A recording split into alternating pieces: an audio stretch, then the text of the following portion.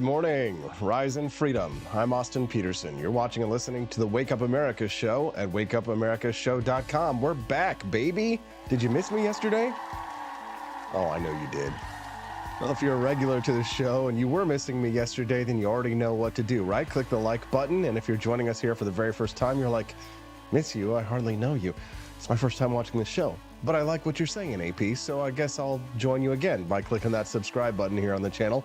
Come back and join us every Monday through Friday from 7 a.m. to 9 a.m. Central Time here on the Wake Up America show.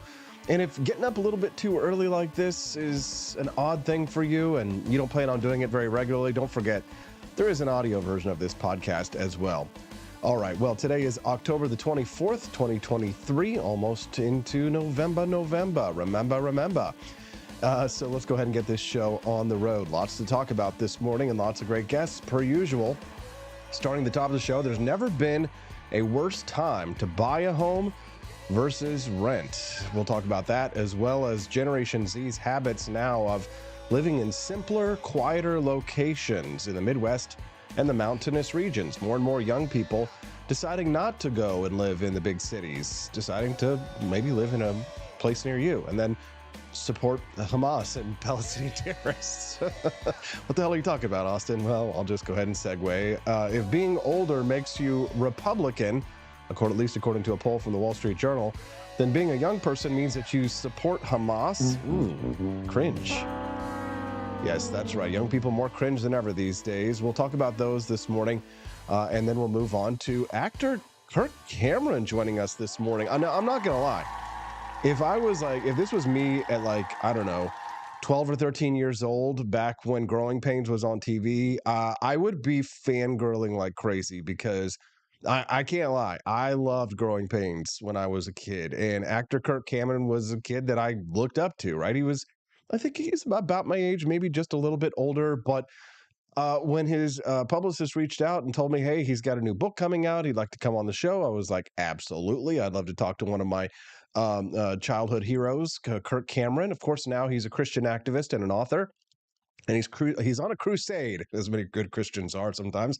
He's on a crusade against drag queen story hours. His new book that came out starting on Pride Month is called Pride Cometh Before Fall? Oh, goodness gracious. Pride Comes Before the Fall, which I think is kind of hilarious. We'll talk about it this morning with actor Kirk Cameron at 7:35, and I think that you'll enjoy our conversation. At 8 a.m. this morning, Camelia Peterson's going to join us to talk about AP taking on the cult of the NAP, right? The AP, what would NAP be without AP?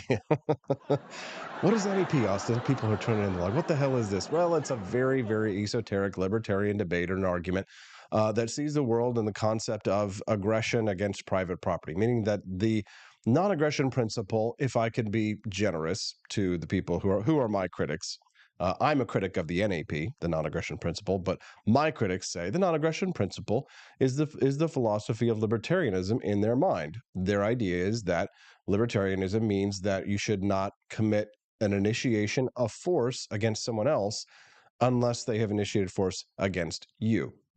In general, that's how they describe it.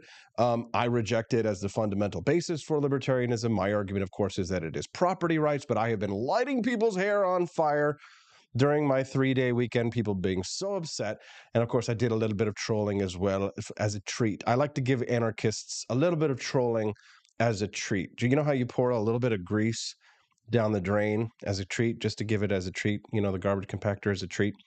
I like to drop a little bit of trolling there as a treat, because anarchists get really mad when I reject the fundamental basis for what they believe to be libertarianism, but I just describe as pacifist anarchism. Anyway, I can go on and on and on for hours and hours, and I will for an hour in the last hour of the show, 8 o'clock to 9 o'clock. Camelia Peterson will join us to talk about that. And did you see that a pilot tried to take down an airline? Not the one who was flying the plane, but apparently they had, well, I guess they call them deadheads, but they had another pilot who was just tagging along, who's now being charged with 83 counts of attempted murder when he tried to shut down the engines of a plane midair. Salam alaikum wa salam alaikum. What the hell is going on over there? Durka Muhammad Jihad. We'll talk about that this morning at 8:23, and at 8:35 this morning, Brady Leonard from No Gimmicks podcast. He saw me trolling over the weekend, And he said, "Hey, you know what, AP? I'm just as embarrassed as you are by the state of the modern liberty movement." And he's like, "Oh, well, we should do another podcast or something to talk about it." I'm like, "How about this, Brady? Why don't you come on my awesome podcast and we'll talk about it tomorrow morning?" And he's like, "Yes, okay." So Brady Leonard from No Gimmicks Podcast. He's here to confirm my biases. No, just kidding. Just kidding. Don't forget, too, you can text the show and let us know what's on your mind at 573-319-1586. Again, you can text the show today and let us know what's on your mind. Or if you think that there's a story that we haven't covered or that we might be missing, again, send us a text at 573-319-1586. Let us know what stories you think we should be covering or if there's breaking news. 573-319-1586 is that text line, and we will respond to your messages. Glad to have everybody who's joining us here. I see Floby Tenderson, as well as our friend Robbie Theraman is here. Lots of friends. Oh my God, there are a lot of text messages over there. All right, I'll have to check that during a break. So we'll move on in just a moment. We'll get to those in just a moment. There's never been a worse time to buy a house rather than rent. Are you in the housing market these days and looking at buying a house? No, you're not, because right now it's the worst time ever. Not ever, but one of the worst times in recent history to try and buy a house versus rent one. It's now 52% more expensive to buy a home than to rent one. Well, obviously because of the climbing mortgage rates, but also the prices of the homes are just unbelievable. They've skyrocketed. The housing market, the availability of the homes, it's not helping either, right? And it actually isn't turning out to be this bonanza for landlords that I'm sure a lot of the socialist left would like to claim that this must be great for landlords. Actually, it's not that great for landlords either. The cost of buying a home versus renting one is at its most extreme since at least 1996. The average monthly new mortgage payment is 52% higher than the average apartment rent. 52% higher to get a mortgage than to pay rent. The last time that a measurement in the housing market looked this out of whack was, of course, the 2008 housing crash. But even then, the premium peaked at 33% in the second quarter of 2006, meaning that back in 2008, if you wanted to buy a house, it was 33% more expensive for your monthly payment versus if you were renting. It's now 52% more expensive to pay a mortgage on a monthly basis than it is to rent. This is a serious problem. From 1996 to mid 2003, the average cost to buy or rent did indeed work out to be more or less equal, which is what you would expect. But after we had the global financial crisis, we had rock bottom interest rates, and then we had lots of housing supply. So for a while, it was actually 12% cheaper on average to buy a home than it was to rent one during the 2010s. But the current hefty ownership premium reflects the surging cost of debt, right? Costs a lot more to get a mortgage. Rates on 30-year mortgages have reached a high of 8%, as well as high housing prices since pandemic lockdowns raised the value of domestic space, right? So a person who's taking out, for example, a 30-year mortgage on a $430,000 home, if let's say they made a 10% down payment, that person now is going to pay $3,200 in monthly repayments. Now, that is 60% more than if they had bought the same house 3 years ago. So Stephanie and I are in a situation. Here comes the sneeze. And it went away. Excuse me. So Stephanie and I figured that out as well. We were looking at our monthly payment. We bought our house. Man, we got ours at 3.25, right? And it was, we got in by the hair of our chin before all of the prices went up. Because our house, I think the value of our home went up by $100,000. Okay. So just since we bought it a couple of years ago, our house has gone up by $100,000, the value of it. And then the mortgage rates have more than doubled. So 3.25, 3.6. Yeah. So seven. So it more than doubled. So our average monthly payment, ends up being around like 1,500. Yeah, our like monthly payments would be like $3,200, $3,500. Honestly, we would not be able to afford the house that we live in right now. We got in right when the timing was perfect. And I mean, can you imagine it's just for so many people, especially my age and a little bit younger, home ownership has seemed like this dream that was unattainable. And you know what? For a lot of us, it probably will be, because not just the fact that the housing market is what it is, because I know what you're thinking. Oh, maybe we're going to see another housing crash. But here's the thing: do you really want that? Because that does not bode well for the rest of the economy either, right? I mean, the economy, every single sector of the economy would be impacted by this. And imagine what's going to happen to retirement, right? What's going to happen to retirement funds, and what's going to happen to 401ks and Roth IRAs and things like that. We are in a dire situation here in the United States with the current state of our economy. And the only people who are really happy right now are people who have rented their entire life and plan on continuing to rent for their entire life, right? And then think about, like, with the state of the economy as it is, how are you going to get your 10% down, right? You've got to make that 10% down initially, and then get your 10% rate, or then get your 8% rate locked in order to qualify for your 30-year mortgage. It's not looking good, right? So everybody's thinking, okay, well, a collapse in prices would restore the market to balance. But the only thing that would herald something like that again is a major recession, right? About 80% of outstanding U.S. mortgages have an interest rate below 5%. Of course, that means that homeowners who have those rates, people like myself and my wife, that means that we're going to stay put, right? We're not going to be putting our house on the market, which means that the supply of houses is going to remain small. Add into that the cost of building a new home outright, and it doesn't make a lot of sense for people to try and get into a home. Home ownership for many people right now at this point in the American economy is out of reach. Now, you would think, okay, if that's true, landlords will at least benefit because they'll be able to push rents higher, but the supply of homes to rent isn't as tight. There's been a glut of newly built apartments that are depressing rent growth. So demand from tenants is weaker than it was during the pandemic, as most people who were planning to move have already done so over the last 2 years. Fannie Mae thinks that vacancy rates in the U.S. multifamily buildings are going to reach 6.25%, which is above the 15-year average of 5.8. So, institutional investors are going to be harmed by this, right? They've poured billions of dollars into rental properties in recent years. Apartment stocks, if you own any stocks in like, what are they called? REITs, I think, right? Apartment stocks, they're also underperforming because the buy to rent premiums, they returned in early 2021.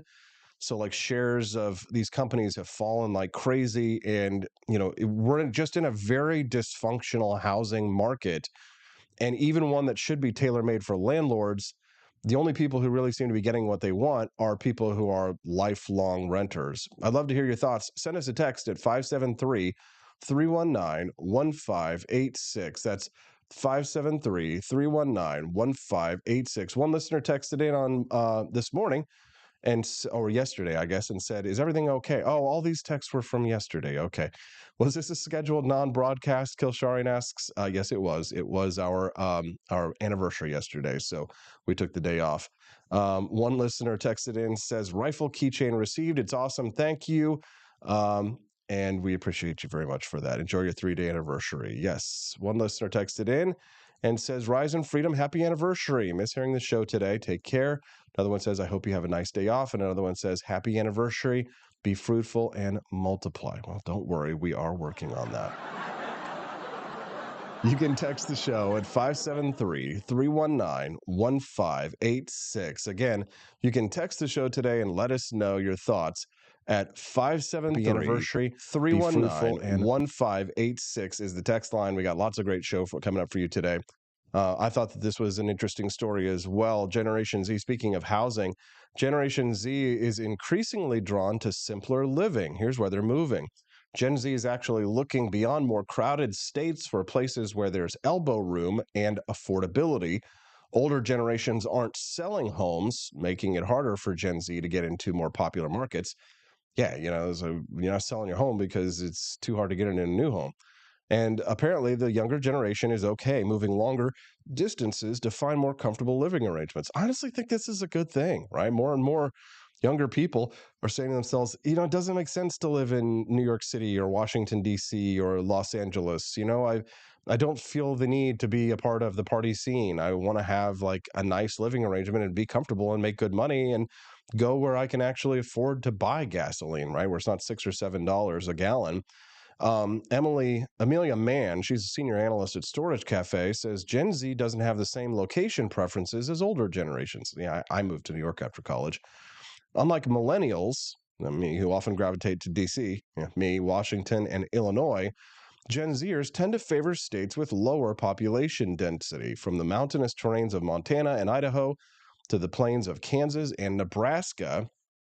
And of course, this makes sense because what's happening in the workplace, right? More and more people are accepting remote work.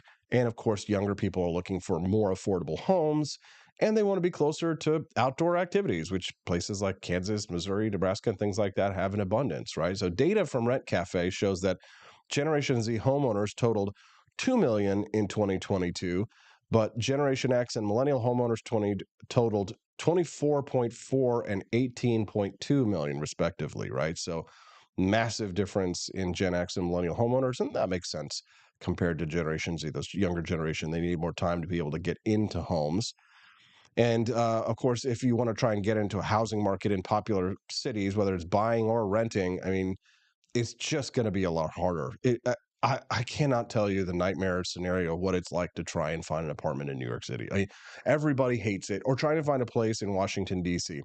The thing about Washington, D.C. is that it really is the wealthiest counties in all of the United States are the ones surrounding Washington, D.C. It's like the 6 out of the 7 richest counties in the United States are the ones surrounding Washington, D.C. Did you know this?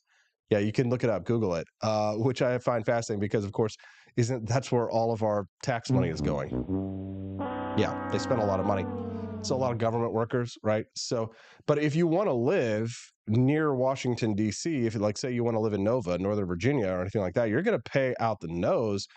And so that's why a lot of people, including a good friend of mine, they just live in West Virginia, right? That's what Tim Pool does, right? Whenever I go, do Tim Pool, which I've done like a couple of times, you fly into Reagan Airport. That's what I do, is fly into DCA.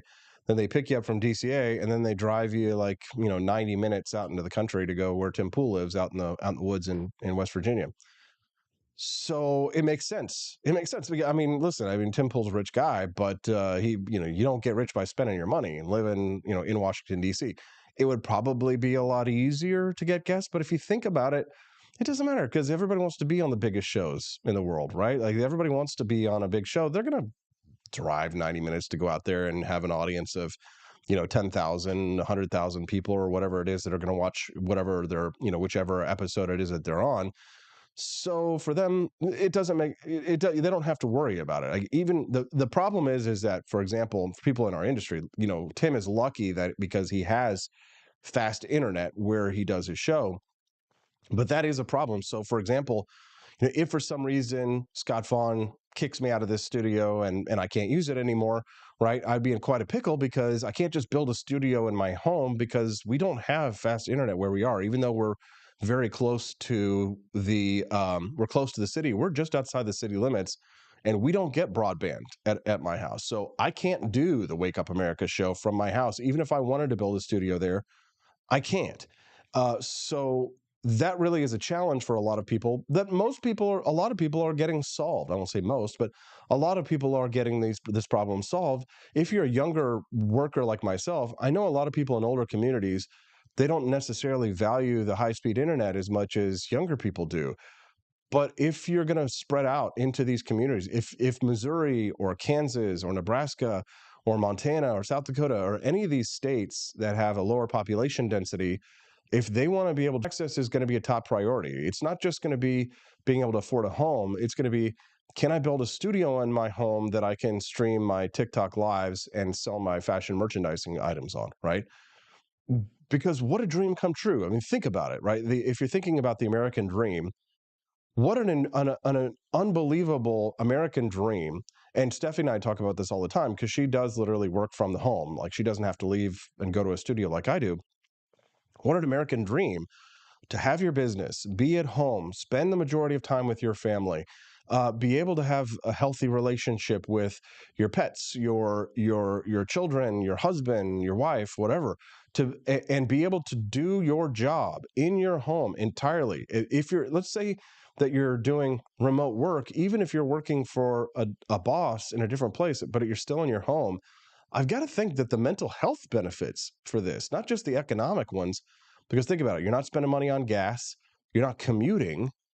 So that's a big, there's a financial incentive to work from home, but also the mental health benefits, right? Being home. I know there are a lot of people who, being extroverted, perhaps they like the office environment and they want to be around people and they want to be like, hey, how's your day? Did you play golf? Did you watch the game? Et cetera, et cetera. I don't know. Maybe it's just because I'm 42 and I'm cranky and already old. I'm over the hill.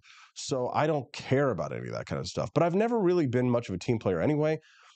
So if you're like me, if you're the type of person who is self-motivated, who is happy to work for yourself, the benefits of being able to work from home, having internet access to your house, and being able to afford a home that you can have a little bit of land and acreage. I mean, my happiness levels are like off the charts, right? They are off the charts, right? And the times that I've worked for somebody else, had to go into an office, and God dang, I have had to stay at an office for hours, even when my work was done, and there was nothing for me to do. Nothing.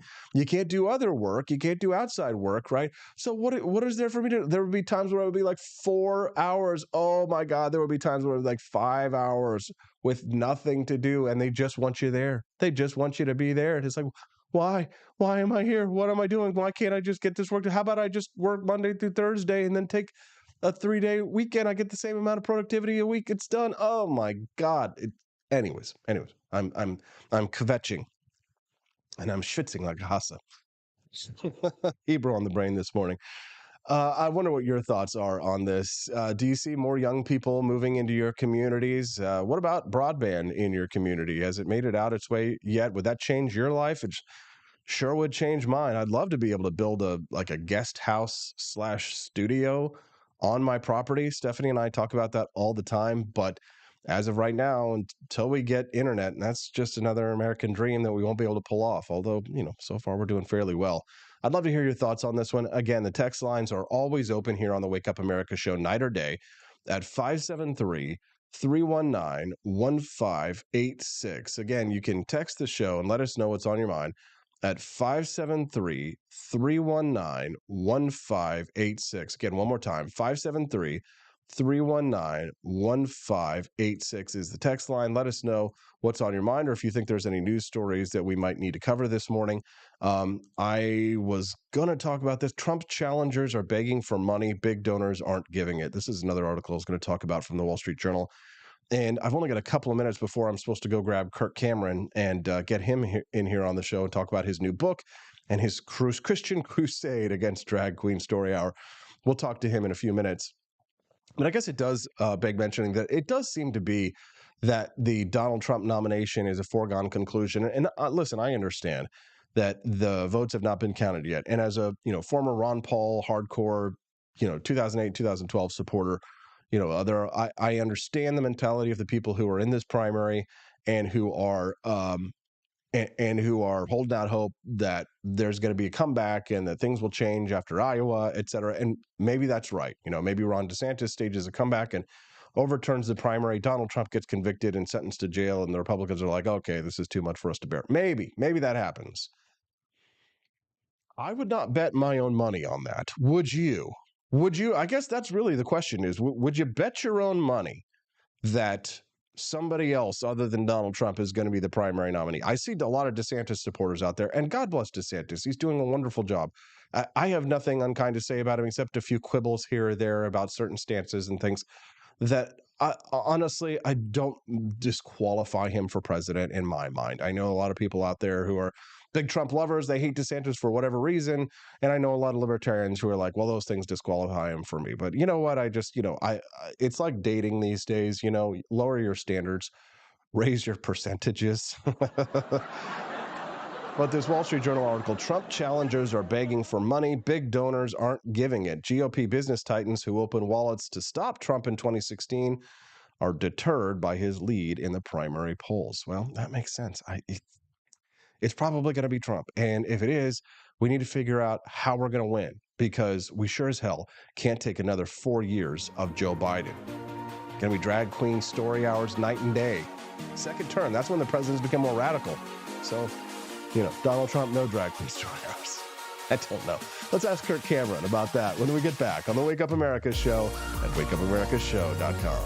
The Snow Goose Lodge in Jamestown, Kansas, your home away from home. Choose the comfort and privacy of our individual rooms, each equipped with its very own locking door and en-suite facilities. Or bring the whole family and make memories in our communal space. Snuggle up on our plush recliners or share a meal around the dining table that comfortably seats 8. Our kitchen is armed with everything you need, from a microwave to a full-size fridge. For a bird's eye view, book the Eagle's Nest. Enjoy the privacy, storage space, and its very own toilet and shower. For just $450 a night, reserve the entire lodge. Perfect for reunions or retreats, accommodating up to 8 guests. And remember, Snow Goose Lodge is a haven for kids and dogs alike. So bring the whole family. Book your stay now and get 20% off your first booking using the code WAKEUP.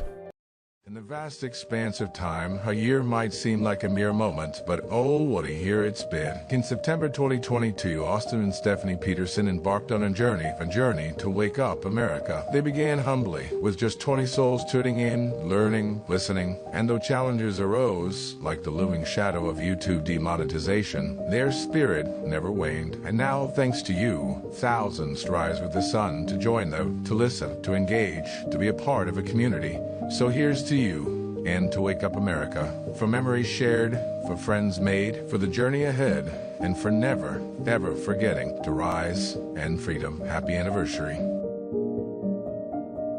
I'm Donald Trump, and I approve this message. Believe me, Austin Peterson is the best. He's got the greatest Wake Up America show I've ever seen. Whenever I tune in the mornings and watch the live stream, let me tell you, he has got the absolute best content. I love his guests. It's just a total blast to watch, and I highly endorse and recommend the Wake Up America show. It's terrific, believe me. Halloween is coming. The festival of Samhain approaches, and your lazy butt doesn't have a Halloween costume yet? How can you pledge allegiance to the Dark Lord this year and possibly offend everyone at the same time? Visit the AP for Liberty shop and get your shirt today. The 9 most terrifying words in the English language are, I'm from the government, and I'm here to help. So grab your government is scary tea and tell everyone at the party that you're here to help. Other great seasonal items are available as well, so don't miss out. Then visit AP for Liberty shop today. That's apforlibertyshop.com.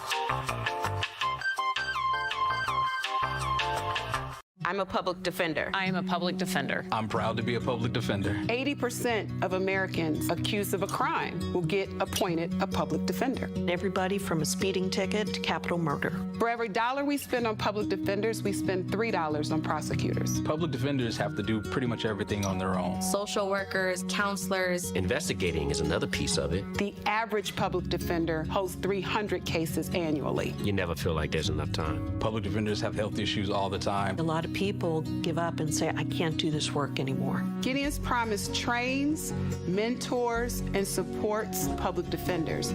There are a lot of people who say that they would not still be public defenders, but for Gideon's Promise. It's fueled me to continue on in this fight. Gideon's Promise has changed the face of public defense. People see us as troublemakers. Good trouble only. We don't make it easy. It should not be easy to take away someone's liberty.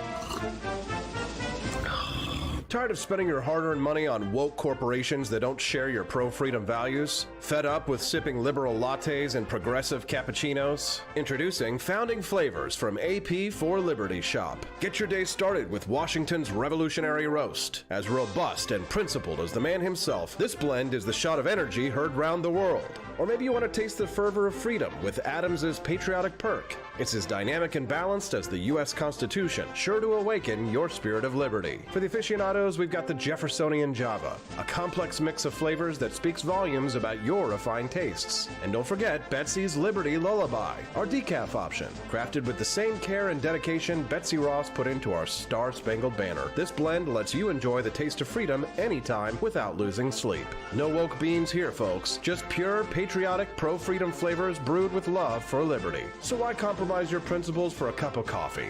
Stand up for your values, perk up your patriotism, and start your day the American way. Get your founding flavors at apforlibertyshop.com.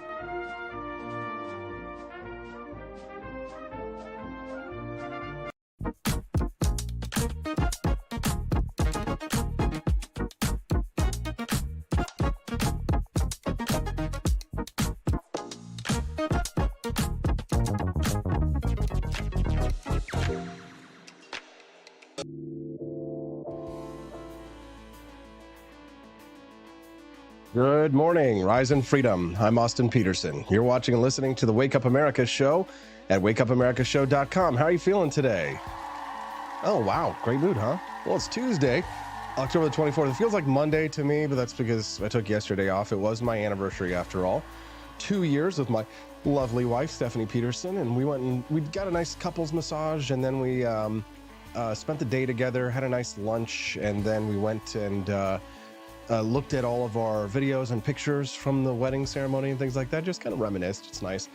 One of the things that I thought was, kind of sad was when you're looking at those pictures, it's amazing.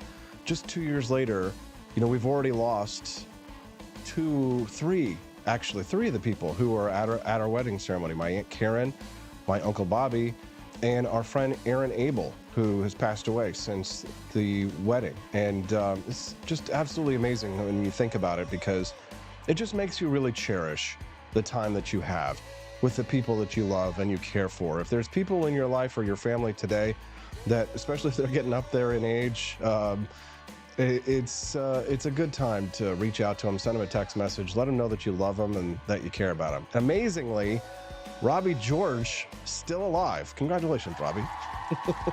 Hacking up and hopping along and holding his ear.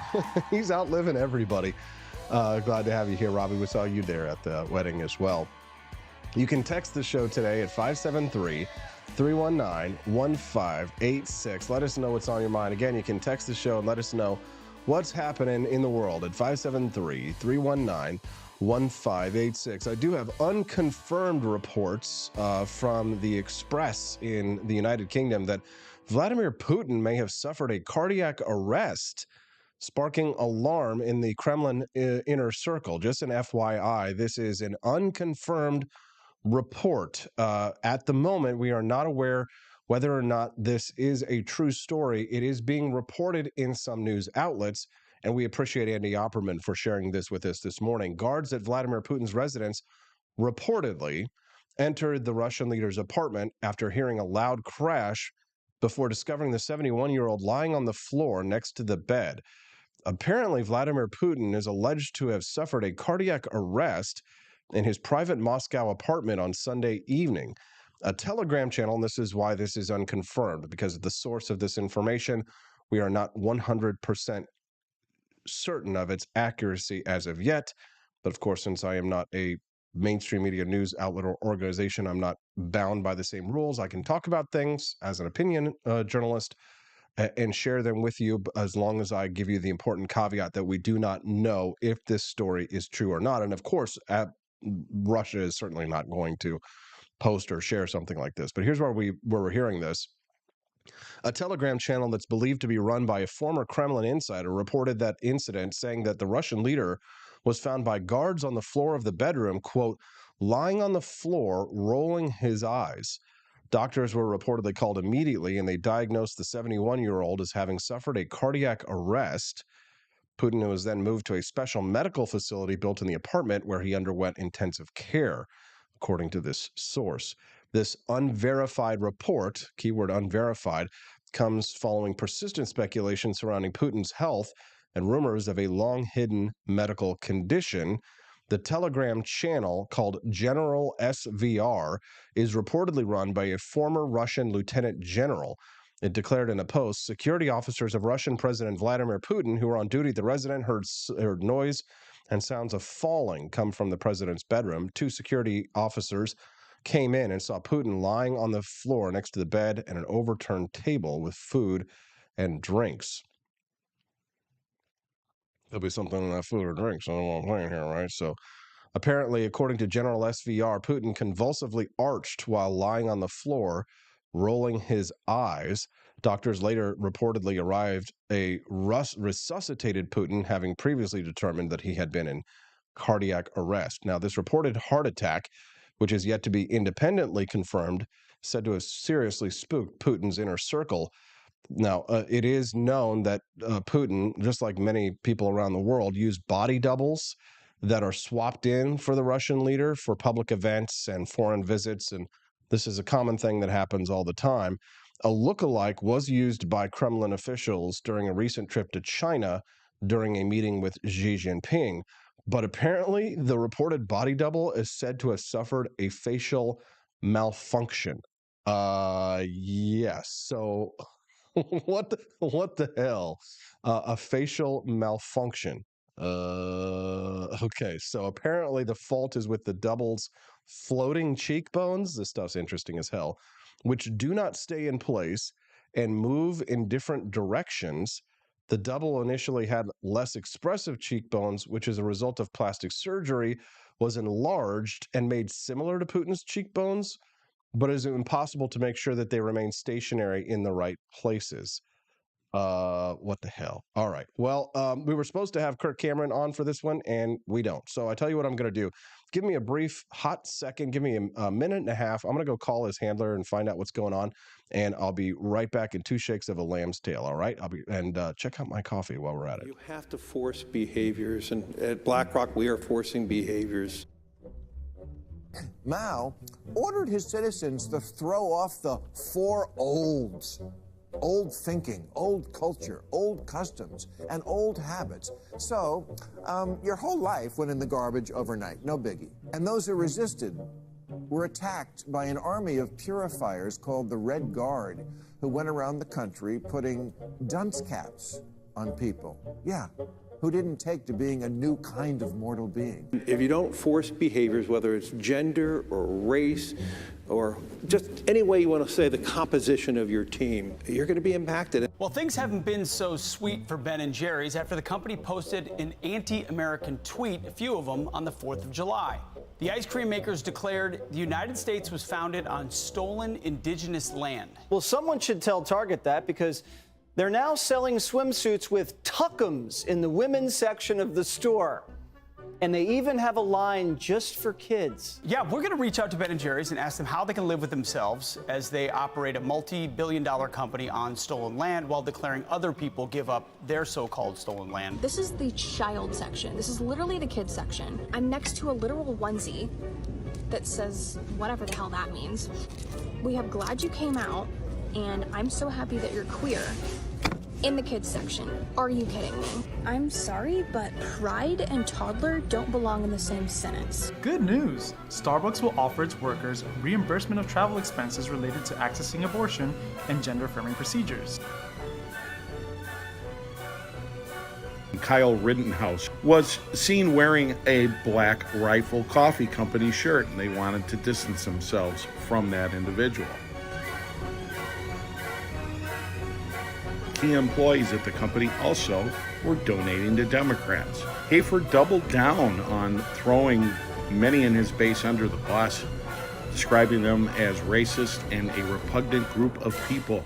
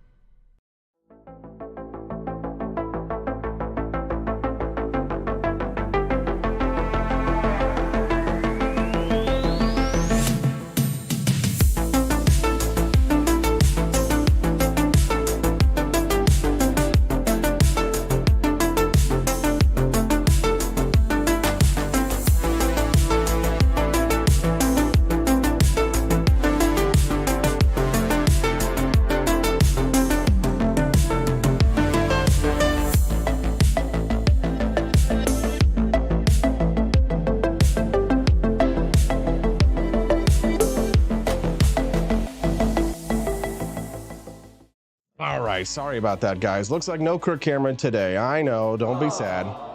It's not my fault. They messed up the time zones. It happens. You know, when you're a celebrity.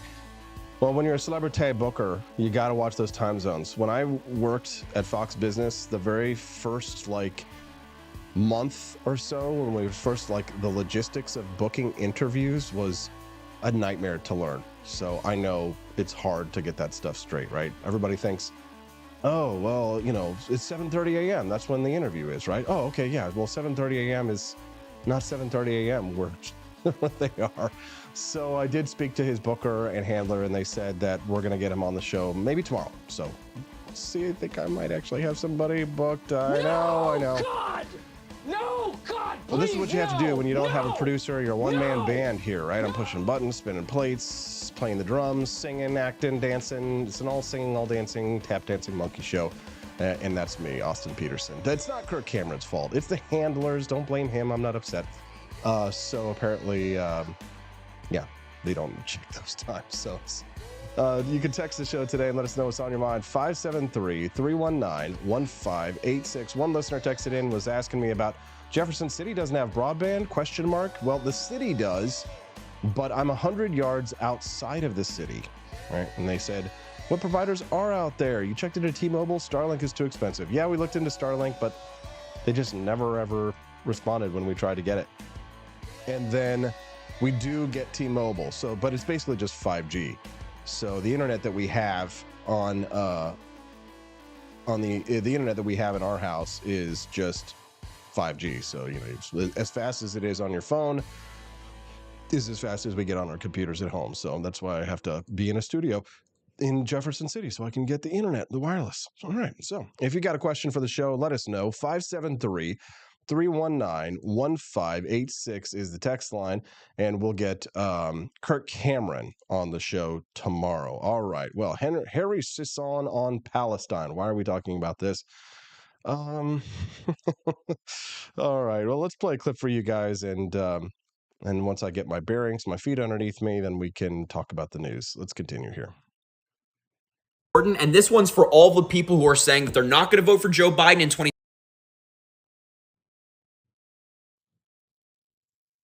So much for that internet in the city limits. Here we go. Try again.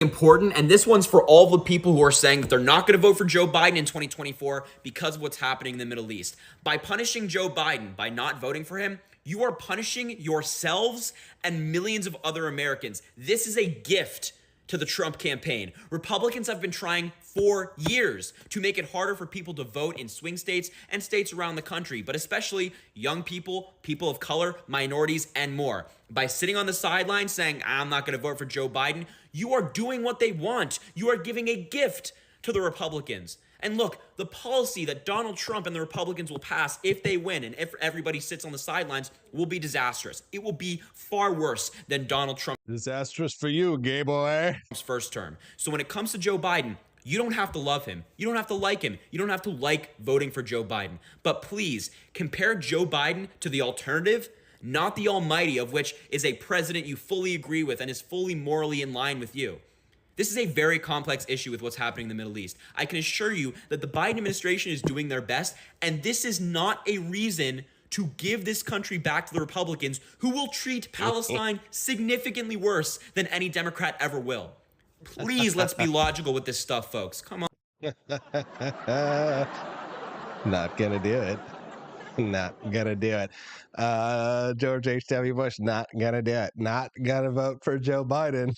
If you're just tuning into the Wake Up America show, good morning. I'm your host, Austin Peterson. I'm glad and grateful to have you here. Don't forget to click that like button and subscribe to the channel so you can get updates when we go live here on the Wake Up America show. It's every Monday through Friday from 7 to 9 a.m. Central Time. Katie556 over in the Rumble stream says, Harry seems to be writing Biden's depends. It's hilarious. Wonder if Harry was one of them kids that like playing with his leg hair, says Studio 314. It's gross. How dare you?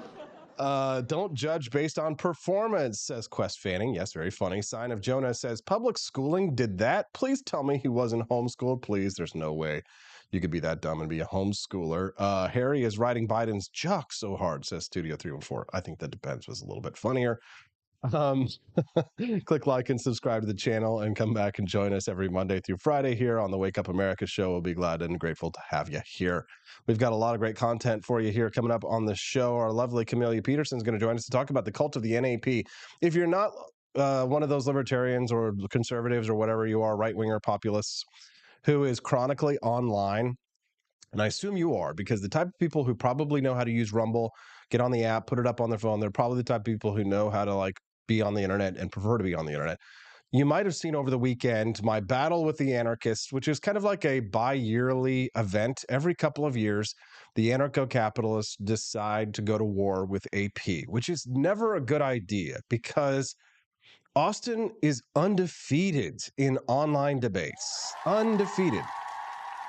Not only am I undefeated in online debates, I'm also undefeated in literal, real life, actual debates. Like, I have debated at the presidential level. Look me in the eyes. You're looking at a man who has committed to presidential debates in front of hostile audiences that did not want me there. And I stared them down in the eyes and I won them over. I have never lost a debate, but for some reason, it's more meat for the grinder. Every 2 years, it looks like meat's back on the menu, boys. Anarchists want to argue with me about the non-aggression principle. And this is just a little funny anecdote. It's easy to get anarchists off of the non-aggression principle. All you have to do to get an anarchist to violate the NAP is to tell them, one, that 9/11 wasn't an inside job. They will commit acts of aggression. Two, vaccines are cool and good. Three, those lines in the sky that you see from airplanes, yeah, they're called contrails, and they're formed when the humidity in the air is at a certain point and the droplets of water that come off of the airplane form a line in the sky. Sometimes they last longer than others, and that depends on the humidity, the general humidity of the region. So those are called contrails, okay? And you could say they're chemtrails, but only in the loosest definition of the word, because water is a chemical, dihydrogen monoxide. So what we're talking about there are contrails. So the funny thing about that, and why this is a funny little anecdote, is because I was at the Pork Fest, annual porcupine festival that they have every year out in the woods in New Hampshire. And this was like 10 years ago. And I was debating with an anarchist, an anarcho-capitalist, if you will, about chemtrails, 9/11, and vaccines. And, just debunking most of the, the horse myths and lies and that get thrown around about these things. And it was after that debate was over that there was like a big bearded, anarchist with his shirt off who was like, Austin Peterson, right? He was so angered by my words. I guess sticks and stones may break my bones, but debunking conspiracy theories will get a punch in the face. He had to be held back, restrained from physically assaulting me because I denied his God. And what is his God? What is the God of the anarcho-capitalists? What is the central figure in their cult? They do have many cult figures, people like Rob Hall, Murray Rothbard, and Bob Murphy, and people like this, right? The cult leaders. But the central figure, like the golden idol, the sacred cow, if you will, which I just love to fatten up a sacred cow. And then every 2 years, you get the non-aggression principle, the golden calf that the Israelites are worshiping. Oh, right. And I come down like Moses with my 10 commandments, if you will. Say, private property, right? You have the true God. But no, in this one, the Jews are worshiping the false god of the non-aggression principle, except lots of libertarians seem to hate Jews, which we found out in the last couple of weeks. Oh, God, it's not good. God! It's not good. God, please, it's time for a new libertarianism. But anyway, so they worship the cult of the NAP because a lot of libertarian leaders have boiled down the philosophy to what I think is reductio ad absurdum, right? To its absolute absurd levels. The non-aggression principle is pacifist anarchism. And boy, that makes pacifist anarchists very angry when I say that. But I don't understand why, because they believe in the non-aggression principle and they are pacifist anarchists. But many of them say, no, we're not pacifists. Okay, well, hold on. Let's get to that in just a moment. We're going to have a longer discussion about that this morning. That's fine. You say you're not a pacifist. Okay, let's take it on its merits that you believe what you say. Remember, there are people like economist Bob Murphy, who likes to spar with me online. Bob Murphy, who says he is a pacifist. And a lot of people don't know what pacifist means. I'm going to guess that Bob Murphy does know what it means, what it means. But if you are a pacifist, what does that mean? Please, pacifist anarchists, learn what this means. Or if you're a person who believes in the non-aggression principle, what does pacifist anarchism mean? Pacifist anarchism, right? You know what anarchist means, most likely, right? No government, no leaders, no rulers. But what does pacifism mean, right? This is a key word, right? It's very important, right? Let's bring out our vocab here. It means you will not act in self-defense. You will not act using violence to defend yourself. Okay, that's pacifism. Some people think pacifism is only like I'm gonna be anti-war and I'm gonna do everything we can to stay out of conflict. I'm not gonna get into a fight. I'm not gonna go out looking for fights and all that. But if somebody does attack me, I will fight back. That's not pacifism. Okay, pacifism means you turn the other cheek. Someone attacks you, right? That means that you are Christ-like. Jesus was a pacifist, right? Slap across the cheek. He says, slap me on the other cheek, right? And then he also said some things that contradicted that, but that's religion. So pacifism means that you won't strike back. Okay, so Bob Murphy says he's a pacifist anarchist. So you could literally beat Bob Murphy's ass and he would beg for more. Okay, please, Daddy, tread harder. Okay, so maybe like Judge Napolitano said on my show last week, he disagrees with Bob Murphy, right? Maybe you're not a pacifist anarchist in the sense that you don't believe that you're a pacifist anarchist, but you believe in the non-aggression principle. You say to yourself, okay, well, I'm not a pacifist anarchist, Austin. You're mischaracterizing what it is that I believe. Well, here's the problem. You are functionally still a pacifist because if you can only attack someone after they've attacked you, well, you're going to be very peaceful in death, meaning that if you have to wait for someone else to commit an act of aggression before you actually do something about it, before you actually fight back, well, the NAP is the only philosophy you need. It allows me to kill you after you kill me. Right? So what does that mean?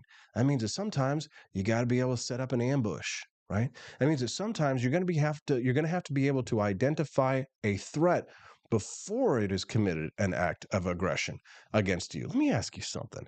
If the Israelis had seen Hamas planning the attack that they were getting ready to do, that horrible, horrific act of terrorism that occurred on October 7th, right, this month, if Israel had noted that that was going to happen and had initiated a preemptive strike and at multiple targets and taken out the Hamas fighters before they were able to commit that terrorist attack, what do you think the actual response of the international community would have been if Israel had done that? They're initiating force. They're aggressors, right? Because you would not have seen that what had actually happened, because unfortunately the Israelis, they abided by the NAP. They waited until the act of aggression was committed and then it was too late, right? And then it's too late.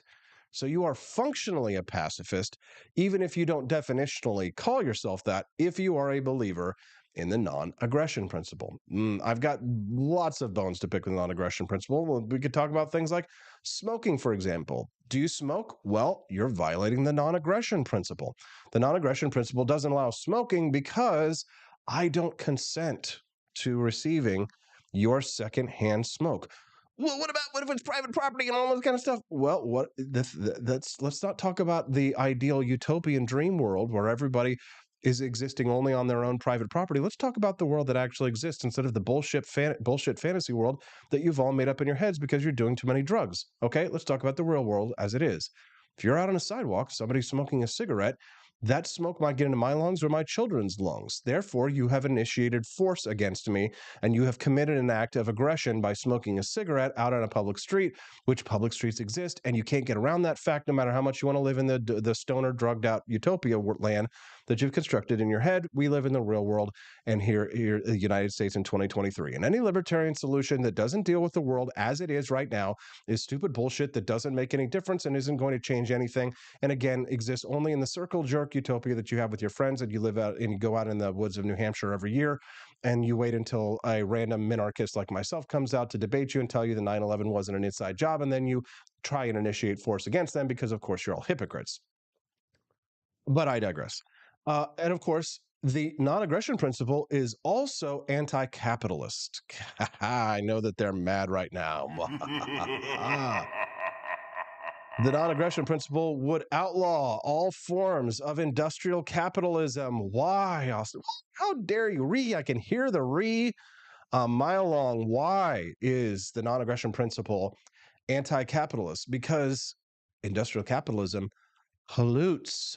It pollutes, and I do not consent to you, even on your own private property, to pollute the air that we all breathe in. Therefore, you are not allowed to burn coal and to release any of those chemicals into the atmosphere. What say you then? And non-aggression principle, anti-capitalist, anti-smoking. You can't drive a car because driving a car is an act of aggression. Because if you drive a car, you're polluting the atmosphere. And I do not consent to breathing in air from your car. That's interesting. Which leads us to a discussion about catalytic converters. Milton Friedman, who argued that perhaps there is an argument for catalytic converters to be required to be installed in vehicles because the rest of us should deserve to breathe clean air and we don't want to all live like China, like they do in Beijing. This is the problem with the NAP. It's time for a new liberty movement, and I think I know who's the right person to have a conversation with about this. I'll even have a lot of people who disagree with me this week. I'm going to be reaching out to some people. Clint Russell wants to debate me again. I think he felt like he got spanked the first time, so the redheaded libertarian girl invited me in like a Timcast debate with Clint Russell, so I got to go slap him around again here pretty soon. I'll let you know about that. Camelia Peterson joining us next on the Wake Up America Show at wakeupAmericaShow.com. Want an engaging website to boost your business? You're just a click away from 5-star Fiverr talent. Hundreds of freelancer skills like web design. Head to Fiverr.com today and get something started. American conservatism is distinct, like America is distinct from the United Kingdom. American conservatism's roots comes out of the Wild West, out of pioneerism. The difference between American conservatives and European conservatives is that Americans are cowboys. We are that God, guns, gold, and girls. It's wild here. And we should stay that way. We shouldn't allow a European version of conservatism to come and infect us here. We like it wide open spaces here, you know, deep in the heart of Texas and all that.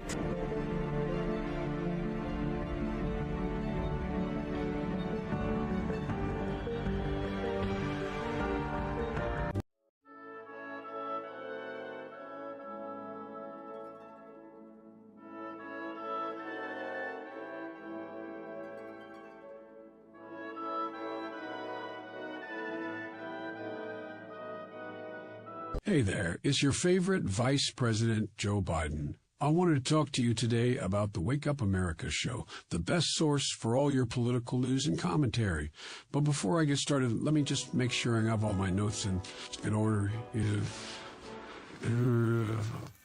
Okay, where was I? All right, the Wake Up America show. It's a great way to stay informed and make your voice heard. Boy, what was I saying again? Oh, right. The Wake Up America show. It's important that we all stay engaged and knowledgeable about what's going on in our country and, you know, the thing. But hold on, where was I going with all this? Oh, yeah. The Wake Up America show. It's a fantastic resource. And if you really want to make a difference, man, you can sign up to be a monthly donor at wakeupAmericaShow.com/support. Now, where was I? Oh, that's right, the Wake Up America show. So if you want to stay woke and support a great cause, head on over to wakeupAmericaShow.com/support and sign up to be a monthly donor today. And if you're feeling generous, you can even give a donation in my name. Thanks for listening, and keep on keeping on, America. Come on, man.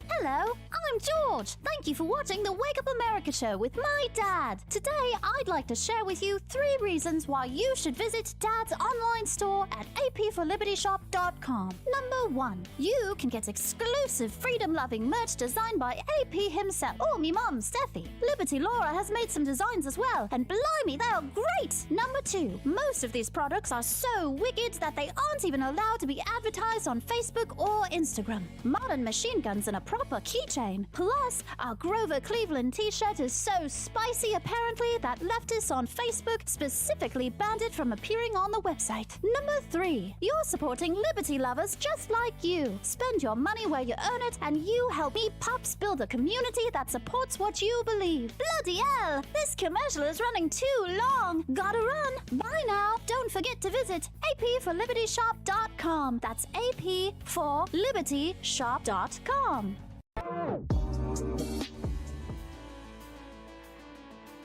Good morning, Rise and Freedom. I'm Austin Peterson. You're watching and listening to the Wake Up America show at wakeupAmericaShow.com. All right, well, it's the moment that I know that many of you have all been waiting for, as I've been lighting many of your hair on fire over the weekend.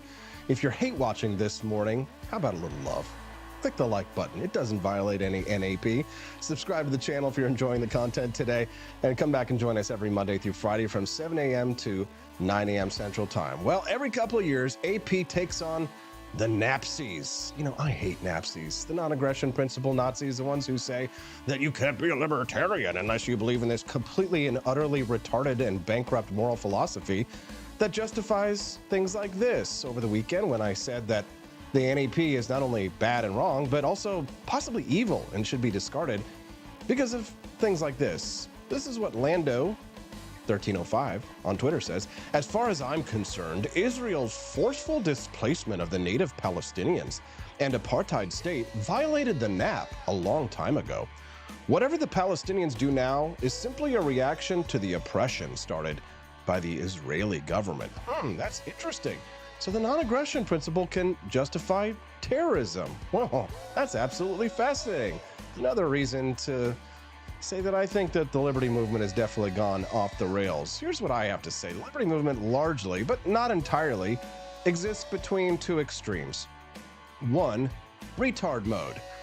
Correct about the issues, correct analysis of world events, but completely inwardly focused, fighting internal battles and with no action plan that involves working from where we're at to make even the most minor of improvements, right? Affixed to dogma, little knowledge about the ideas that disagree with us or how to combat them, little to no practical knowledge or skill. So that's retard mode, right? And the other extreme on that in the liberty movement is full retard mode, right? So we vary between these two modes. One, retard mode, two, full retard mode. And the full retard mode is where we're wrong about the issues, like Lando, ignorant of their own history and philosophy. Everyone who disagrees with them is a neocon, right? The bad guys are the good guys, actually, and the good guys are the bad guys. Okay, Scott Horton. Everything exists only in the framework of aggression and nothing else, and lots of drugs for kids. And what if the child consents, though?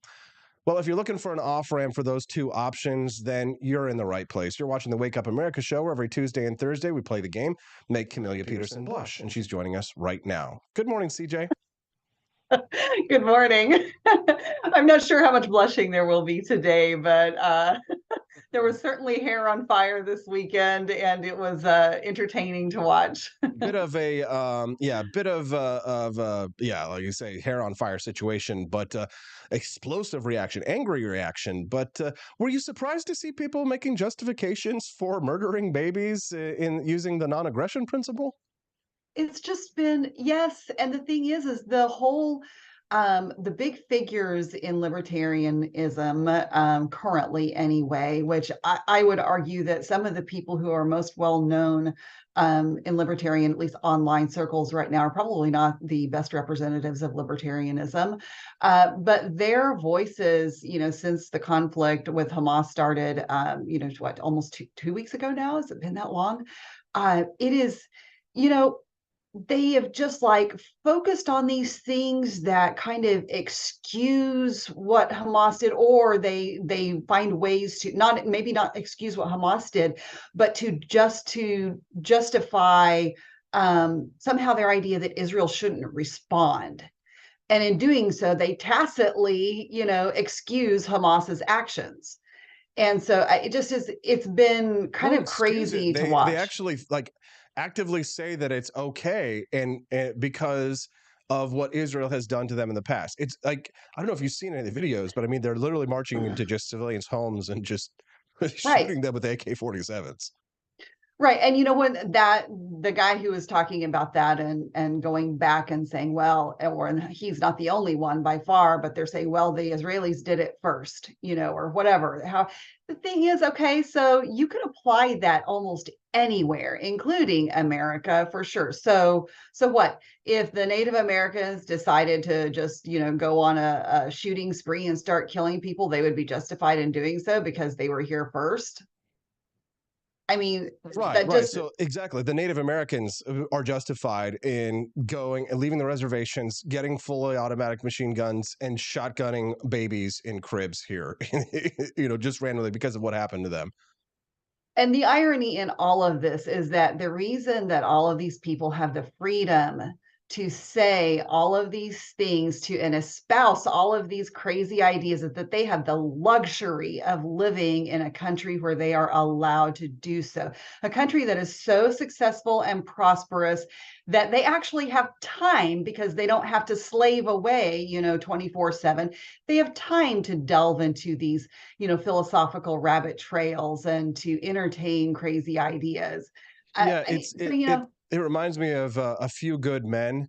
I don't know if you ever saw that movie with Jack Nicholson. Probably not, because you don't watch that. You don't watch movies, but in it, it's also a play, so maybe you did see that. But he says the colonel in the movie or the show is like the bad guy, but he does make a good point when he says, like, you need me on that wall, right? Like, I don't have time to listen to the opinions of people whose protection, like who sleep softly under my protection, right? And to some extent, that's true, right? To some extent, it's a little anti-democratic, right? The military should work for the civilians. However, but my point here is simply that because the only reason that modern libertarianism exists to a certain extent, or at least pacifist anarchism as I define it under the NAP, is the same reason that Amish exist, right? Do you think that the Amish would last very long if you dropped them off in Syria, for example? Or the Quakers? How well do you think the Quakers would do if you left them in the Gaza Strip? right. I mean, and that's just it, this is pacifism can only exist when there are people willing to be aggressive. Yeah. And to go to war. I Right, mean, right, it is. and to go to war, right? But they don't seem to understand. They conflate these ideas of self-defense with aggression, because the non-aggression principle has made them look at the world only through the lens of aggression. So therefore, and I don't know how much you heard of me talking about this beforehand, but like, for example, secondhand smoke is not that's a violation of the non-aggression principle. But did you know that? Well, yes. I mean, by the way you've described it, and the thing is, I know I've seen some of the responses where they say, okay, well, whose property are you on? I mean, maybe you should just leave that property. Okay, well, that then ignores the issue of the public square, so to speak. And I know that's a whole other debate, but the reality is there are common areas for us to exist cooperatively as a society. You are going to have common areas where you have to accommodate all people. So it's, you mentioned, you kind of alluded to it, I think, in one of the tweets, and I was racking my brain trying to think where I'd heard this, and I finally realized it's because you said it last week, I think. But you said something about, if your principles can't exist in the real world as we live in it, then they don't do you any good.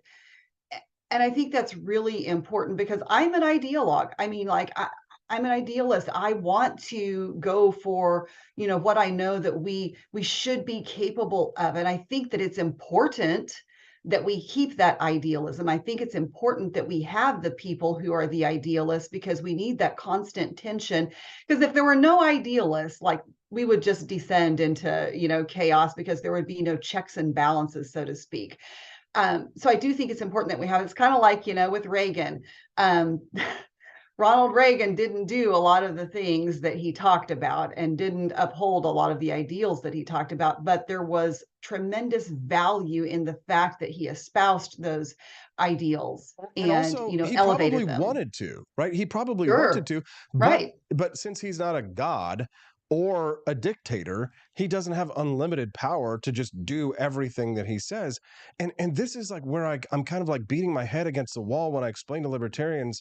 I'm like, look at Thomas Jefferson, right? Here is somebody who, like, no American president espoused as many libertarian values as Thomas Jefferson, until he realized that he could not solve the problems that America was facing by just being entirely laissez-faire. There was and I love especially the story of the Tripolitan pirates. I don't know if you've ever had a chance to read. It's actually by Brian Kilmeade of Fox News, who, you don't really think of always as, like, big intellectual heavyweight here, but I mean, his books are actually really terrific. And I think it's Thomas Jefferson and the Tripoli, the Pirates of Tripoli. But Muslim pirates were capturing and enslaving American merchant seamen in the Mediterranean. And Thomas Jefferson says, listen, we can't, I'd love it for us to be non-interventionists, but the reality is we're going to have to kill some Muslims. if Thomas Jefferson could kill some Muslims, I think so can we. Well, it's this idea that everybody has their version of utopia, and Ben Shapiro, who I almost never listen to anymore, but somebody sent me a video that he put up on X last night. And all I listened to was the first 6 minutes, and that's all I need. I don't care about the rest of it. But he was so just on point in those first 6 minutes. The context of what he was talking about was this whole issue with removing the Speaker of the House, and now the chaos that has ensued after that. And he talked about the fact that they think, oh, we're going to show them. And what does establishment mean anymore? Everybody's establishment anymore. It's all performative. It just depends on if somebody does. It's like being a rhino, somebody doesn't agree with you. But he said that they had a speaker who'd been in there for like 5 minutes. McCarthy was in there for 5 minutes, but you get in there, and do you think that he didn't want to do all of the things that people wanted him to do? But you have to get in there and you have to live in reality. And so you're not going to be able to do all of the things. But if we had a speaker in there right now who could say, wait, maybe we should have single issue bills, we would have something. But now we have nothing. And it looks like we will have nothing for quite a while. If your principles are going to hit the road, the rubber's got to hit the road at some point, and you've got to be able to make changes. But I love it. I saw this morning that like more and more of the anarchists that they're sending out the mating call. You know what I mean? Burr, burr, burr, burr, man the battlements, right? Austin's attacking our God, and they're saying things like like somebody like sent me a screenshot of a page of a book. And it says, you know what it is, Austin? It's just you haven't read the literature. And I'm like, listen, nuggets. Like I've read all of your gay ass literature. Okay, I've read it all. Okay, if you can't even convince me, how are you going to convince Xi Jinping? If you can't convince me that the non-aggression principle is the right way to order society, how are you going to convince Kim Jong-un? If you can't convince me, how are you going to convince Vladimir Putin? Well, because I don't know if you've never watched Game of Thrones, right? But there's this one part in the show where like the good guy, whatever, God, it's like in the first season where he comes up and he's like, here's the right of claim that I'm the true king. And he shows him a piece of paper, and the woman who is like vying to be the head of the king or the queen or whatever, Cersei is her name. She takes the piece of paper and she looks at it, and she goes, nobody gives a shit.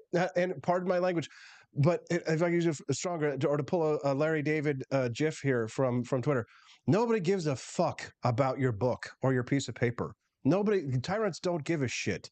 They don't care about your NAP, right? They don't care about anything like that. If you want peace, prepare for war. Sivi pacem, parabellum. To preserve peace, most effective means of preserving peace is to be ready to kill some motherfuckers. And that's what it is. If you're incapable of violence, like many of these people are, you're not a good person. You're not a good person because you say you're anti-war. You're a good person if you could nuke Vladimir Putin, if you could entirely glass Gaza, and you don't do it. That's how you know who the good guys are. Well, and it's still this idea, this utopian ideal that they have, because it's like liberty would exist if everyone was virtuous. Like it would be no problem. And then we can argue about what does virtue mean. Okay. But the point is if everybody was doing the best that they could and what they felt was in the best interest, not only of themselves, but as their fellow humans, the world would be a much different place. That's not reality. And as Thomas Sowell says, everything is a trade-off. We don't exist. Like every decision we make is a trade-off. And so you're quoting Madison. I want to let you finish, but I just want to say this is from the Federalist paper. You're essentially quoting the Federalist Papers here when you number 51 to 60. If men were angels, no government would be necessary. If angels were to govern men, neither external nor internal controls on government would be necessary. So this is Madison's views of the nature of ordinary man as imperfect and potentially self-serving. It applies that government is necessary to regulate human behavior and ensure that society functions peacefully and justly. So Madison rejects anarchy. Right, and I think that's part of what made, the American dream. Is what made this American experiment so successful so far, anyway. Is that the founders had this ability, and I'm trying to remember who this quote comes from, but it's this idea that intelligence is the ability to hold opposing ideas at the same time, because you have to. That's just the reality of how the world works, and you really can't just have your ideals without. You can't be a pacifist and still have a country. You won't have a country because there will be somebody who doesn't have your ideals who will come in and run you over. And we talk about, what does that mean for liberty? What is that? What does aggression even mean anymore? And I know I mentioned over the weekend, I was like, well, this brings up some interesting questions about free speech, because free speech is such a huge deal here. But how far can free speech go? If I am verbally threatening you, like, where's the line? Yeah, Because no, when I you mean, talk and listen, I want to get into this. I'd love to. I'm on the Federalist Papers here right now. It's making me kind of excited. So, unfortunately, I've got to run, because I know you got to run, I know, Camelia. I just saw the time. Yes. I know. Anything else you want to share with our listeners before we go? No, this is a great discussion. I'm glad that you are having it, and I know it upsets a lot of people, but I think it's so important that we even have these discussions, because you're right. Your principles do have to exist in the real world. And if this idealist can become more of a pragmatist, so can you.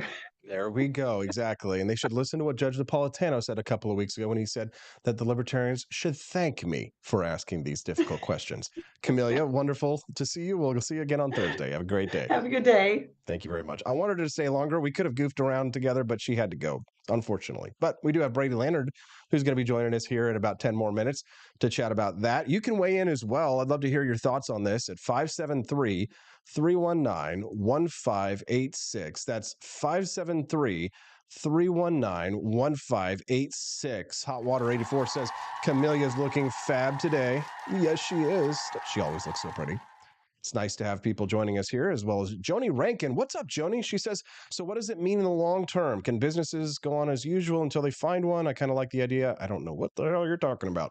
You guys are having some conversation that doesn't involve me there. Robbie Thurman says, it's interesting how fast an aggressor chooses diplomacy when they have a 1911 pointed at their face. Exactly, Robbie. Thank you.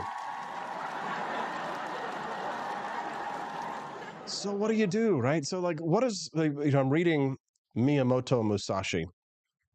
Highly recommend. He's got a book. It's called The Book of Five Rings. And in it, his strategy is like sword strategy. He had this way of fighting with two swords. So he had like two katanas, right? Or a katana and a wakizashi.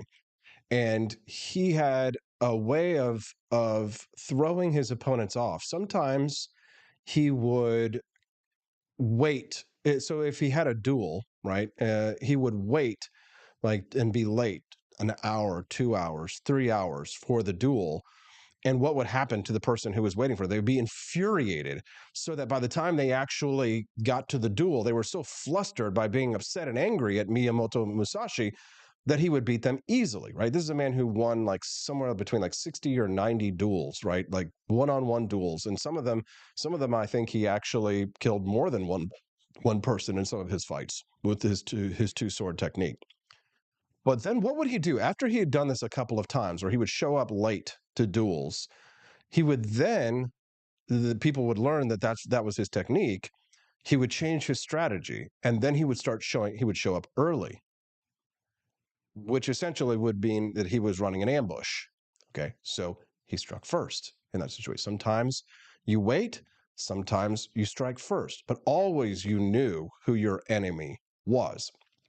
Can't recommend enough highly his book, The Book of Five Rings, right? Even if you're not into martial arts or anything like that, it's just really cool Japanese history. He also has this really interesting fight. He actually won a fight against a famous swordsman using an oar. He had taken a block of wood, a chunk of wood, and carved it into an oar while on the way to his fight. And when the person showed up and they were expecting to see Musashi with his two swords, and instead he had an oar. And the guy is like, like, what the hell is this? And it was in that act of confusion that Musashi managed to beat him and bludgeon him to death with the oar, because again, it was the art of the unexpected. If your enemy knows that you won't attack unless you've been attacked first, you can guarantee you're going to get your ass handed to you in any kind of conflict, right? The best defense, no be there, right? But the second best defense is a good offense. For example, another anecdote here. Stephanie, my wife, has now been training with me in karate for about 3 years. And I remember about 1.5 years when we first started doing kumite, which is like the actual like combat, right? Going fisticuffs.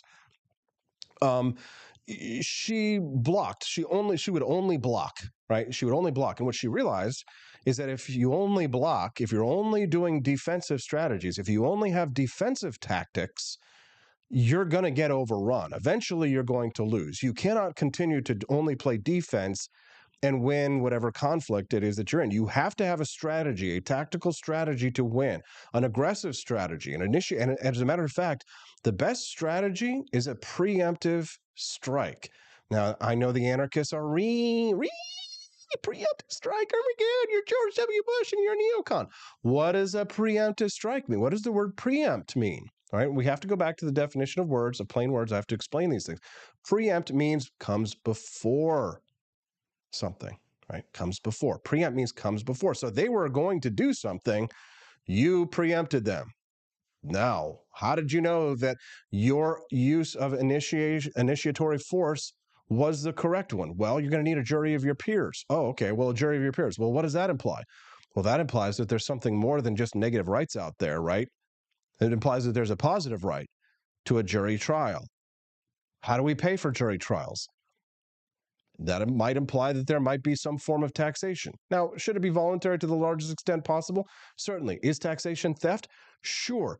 Should we commit small acts of harm in order to achieve large great goods? Sure. Just like we use dynamite to blow up mines, just like we tear down fields, we destroy fields in order to plant our crops, we kill animals, moles, varmints, squirrels. What do? We tear down rainforests and we plant our crops in order for us to have delicious founding flavors, coffee beans coming out of Colombia, single origin roast, delicious single origin roast coffee from, oh, come on, Austin, where is the actual coffee there? Hold on. Founding flavors. Mike Myers, No Lives Matter, Painkiller Coffee. There it is. Bajing, bajing, bajing. Do you know how many NAPs were violated to bring you delicious founding flavors coffee, right? Do you know how many non-aggression principles? Do you know how many socialists probably had to be killed in order for them to have an economy that can actually function, in order for me to be able to bring you this delicious coffee from the third world? Single origin Colombian, my favorite founding flavors coffee that you can only get at apforlibertyshop.com. I can't even tell you how much land probably had to be burned, razed, and destroyed to the ground. How many South American socialists had to have their throats cut in order for them to be able to have enough room in the economy to bring you delicious founding flavors coffee. Every cup of founding flavors coffee is another socialist throat slit. So enjoy it at apforlibertyshop.com. Joining us next, Brady Leonard. He's just as embarrassed as I am at the retarded anarchists in support of Hamas. It's really embarrassing to be a libertarian these days. It's time for a new movement. Let's talk about it with Brady Leonard when we get back on the Wake Up America Show at wakeupAmericaShow.com.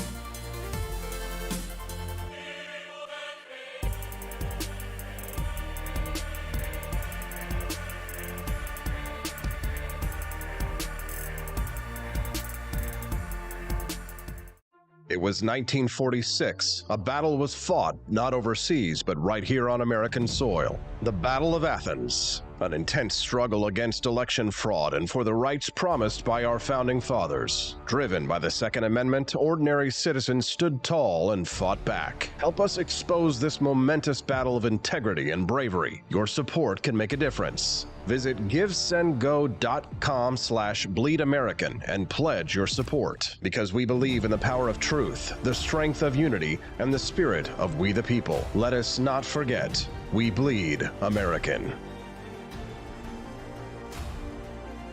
Fire.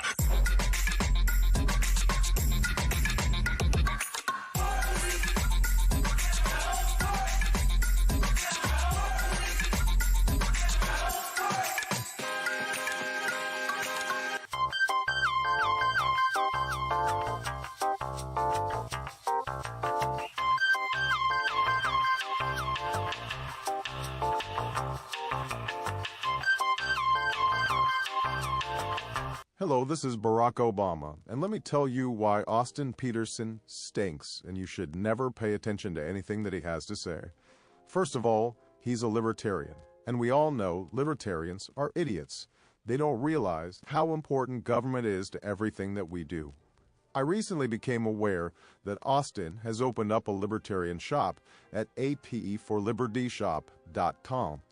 Now, I'm asking you as a personal favor to me that you never ever visit apforlibertyshop.com.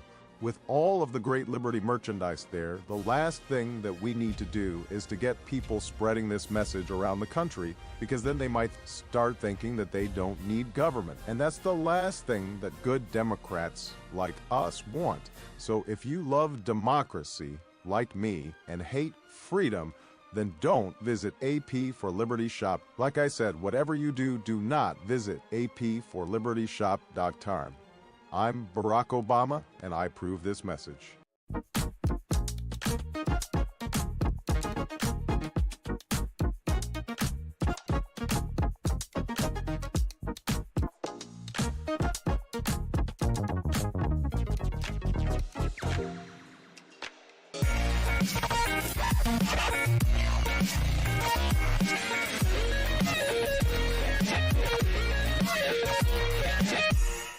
When I was in foster care, I never knew when I would have to move, so I always had my suitcase ready to go.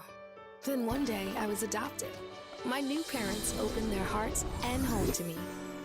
My parents cook my favorite breakfast for me every morning. My parents take me on trips I never thought I would go on. They gave me a home and an even better reason to use that suitcase. My parents aren't perfect, but they're perfect for me. I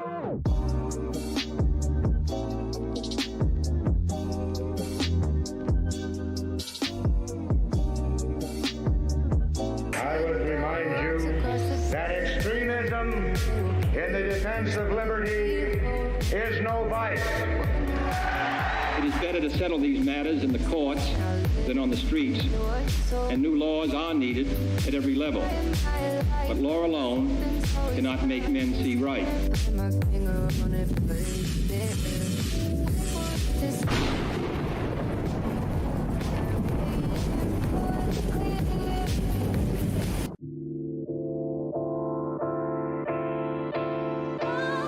Snow Goose Lodge in Jamestown, Kansas, your home away from home. Choose the comfort and privacy of our individual rooms, each equipped with its very own locking door and en-suite facilities. Or bring the whole family and make memories in our communal space. Snuggle up on our plush recliners or share a meal around the dining table that comfortably seats 8. Our kitchen is armed with everything you need, from a microwave to a full-size fridge. For a bird's eye view, book the Eagle's Nest. Enjoy the privacy, storage space, and its very own toilet and shower. For just $450 a night, reserve the entire lodge. Perfect for reunions or retreats, accommodating up to 8 guests. And remember, Snow Goose Lodge is a haven for kids and dogs alike. So bring the whole family. Book your stay now and get 20% off your first booking using the code. Good morning, Rise and Freedom. I'm Austin Petersen. You're watching and listening to the Wake Up America show at wakeupamerica.show.com. We're glad and grateful to have you here. Do me a favor, would you? Click that like button, subscribe to the channel that you're watching us on here right now. We're thankful to Rumble.com for featuring us on the front page for like the last 2.5 months. Rumble.com has stepped up in favor of free speech and blessed the Wake Up America show with all of these features so that we can get in front of such a nice big audience like yourselves.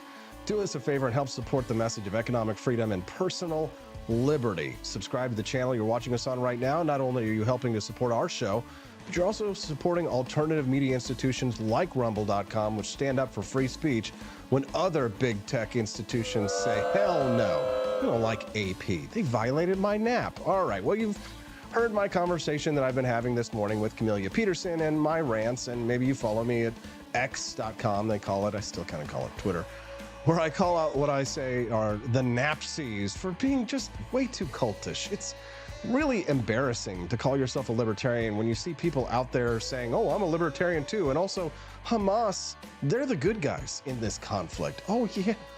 They're saying that kind of shit, and I got the receipts to prove it. Apparently, I'm not the only person who feels this way. Most of the people who agree with me send me direct messages, and they go, hey, yo, AP, I got your back. Well, if you got my back, do me a favor. Say it publicly, would you? Or make a contribution to the show, become a monthly subscriber. Help me to build a new liberty movement because, frankly, the old one's gone retarded. Joining me now to discuss is the host of the No Gimmicks podcast, and a self-described libertarian himself. His name's Brady Leonard. He's joining us live right now. Good morning, Brady. You're one of the few libertarians who gets up early. You must not be a big fan of drugs.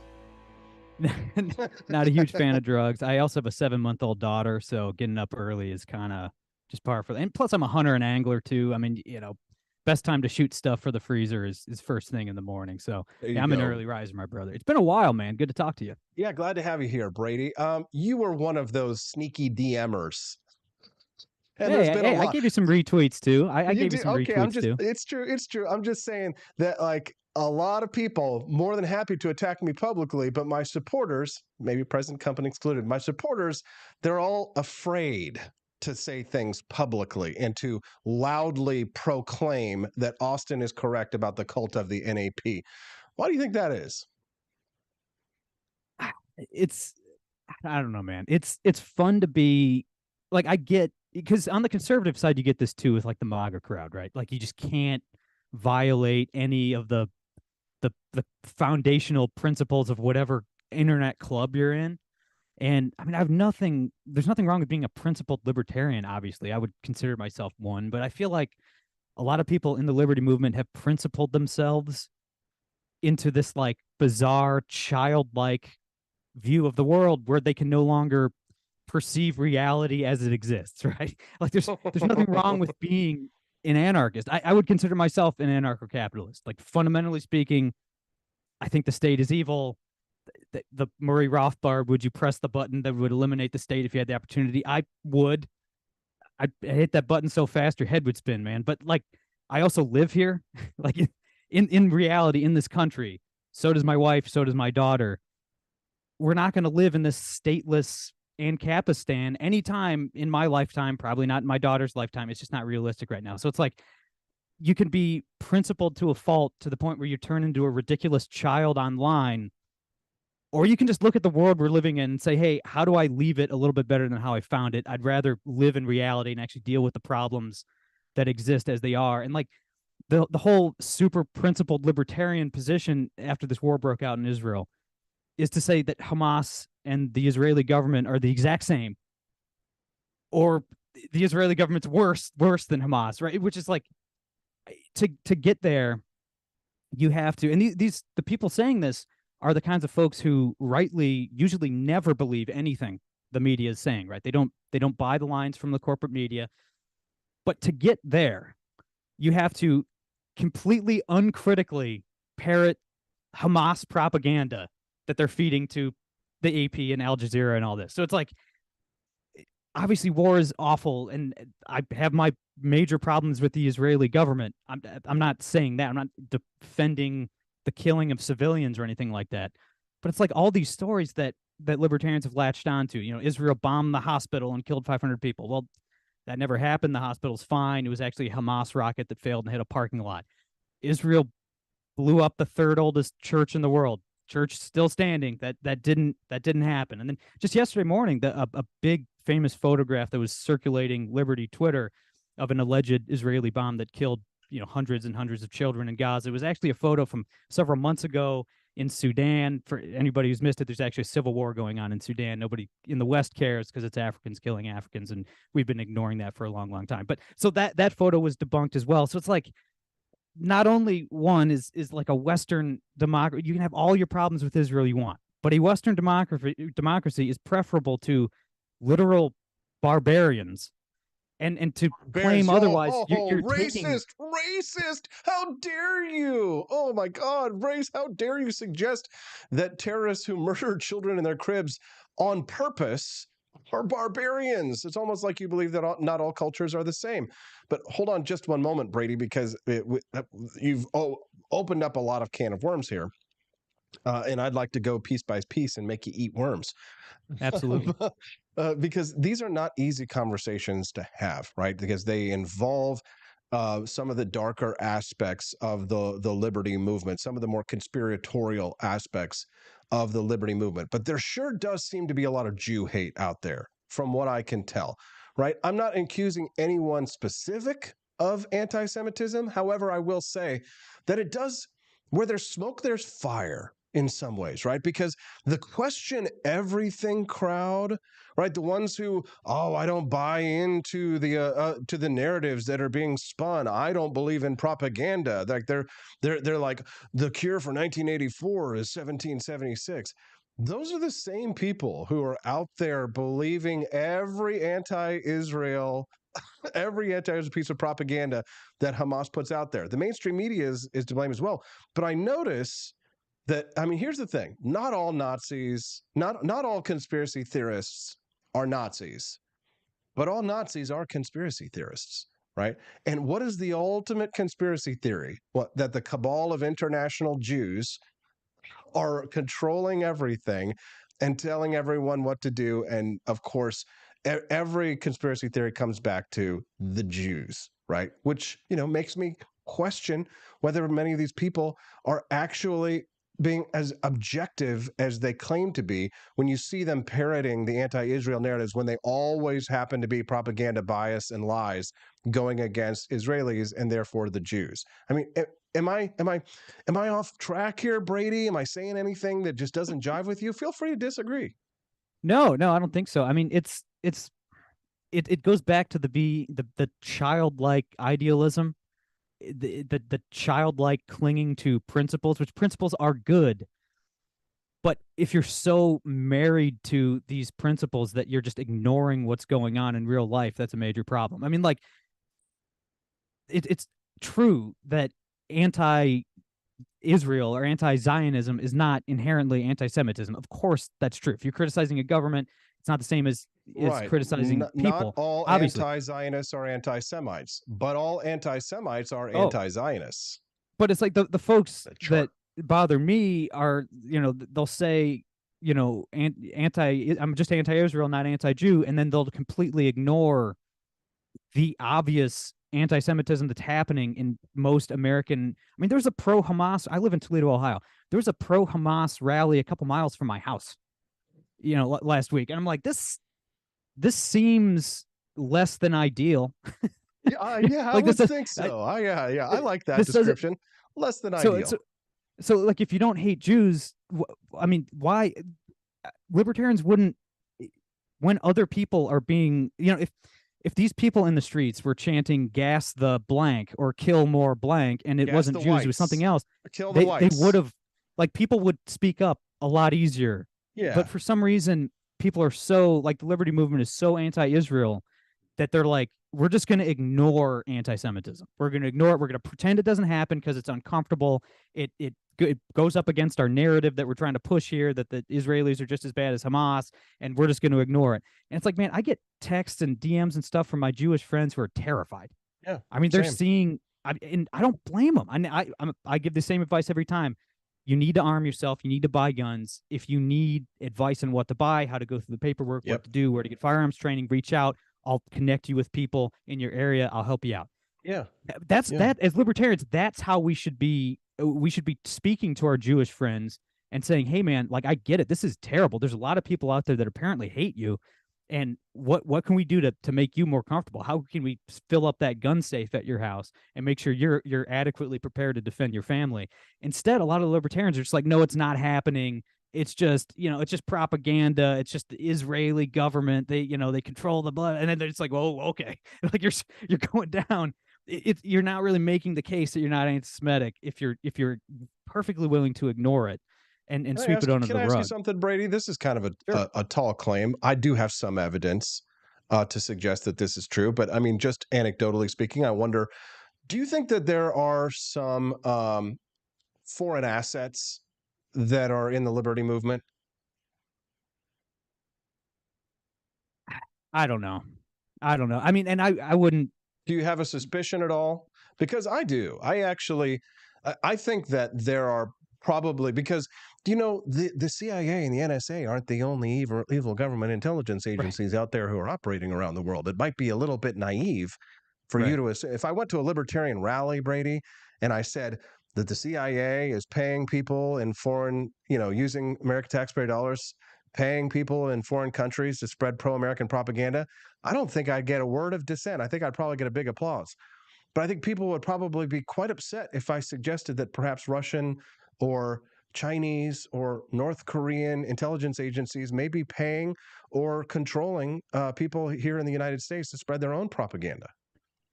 There were a lot of Russian flags and very pro-Russian content coming out, especially the first 6 months or so of the Ukraine war. That did, I noticed. I noticed the same things you did, I think, Austin.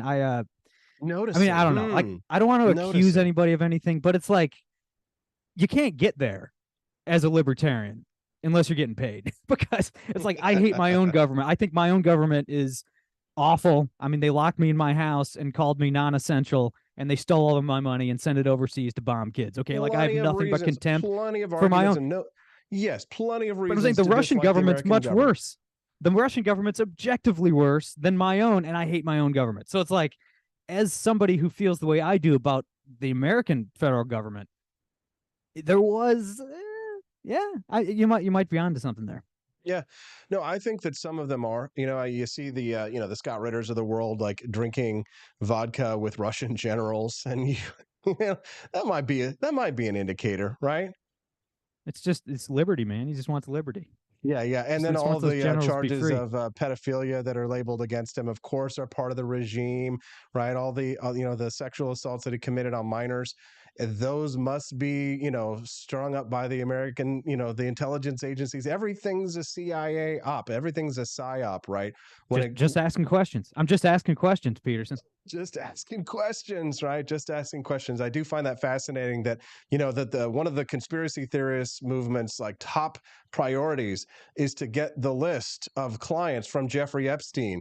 And yet they have a confirmed pedophile in their ranks who they lift up to the highest levels and put there up on speaking engagements. And then you have the head of the Ron Paul Institute, for example, Daniel McAdams, who says that he supports Putin. I mean, cringe, Brady, cringe. It's just you've principled yourselves into a bizarre little pretzel, and it. I don't know if you've noticed, and I know you have. I'm talking to the audience, not you specifically, my brother, but the liberty movement's down bad right now. I mean, we look around. I mean, we lost. Like, we don't have the Ron Paul movement like we had, from 2007 to 2012. The energy's gone. The numbers are gone. We just don't have. And if you look at, have we gotten anybody elected? I mean, who are our people? I mean, Tom Massey, throwing, Rand Paul, maybe Mike Lee, a couple others. Like, we're down bad right now. And do you really think that? Is this behavior the way to change hearts and minds? I saw a tweet that blew up on Liberty Twitter. Everybody was dogpiling on Ron DeSantis the other day when he said, I'm paraphrasing here, so I'm going to butcher it, but it was something along the lines of like, hey, if you're here on a student visa and you're chanting gas the Jews at a Hamas rally, we should probably send your ass back to where you came from. Everybody's like, oh, he's a tyrant. You can't say that. All cultures are the same.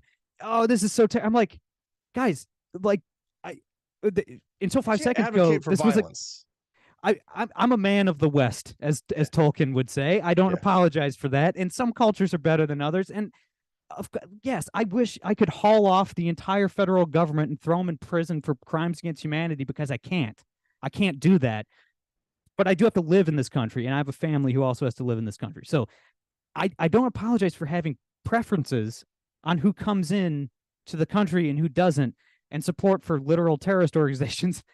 It seems like a low bar to clear if you're going to be welcomed into this country.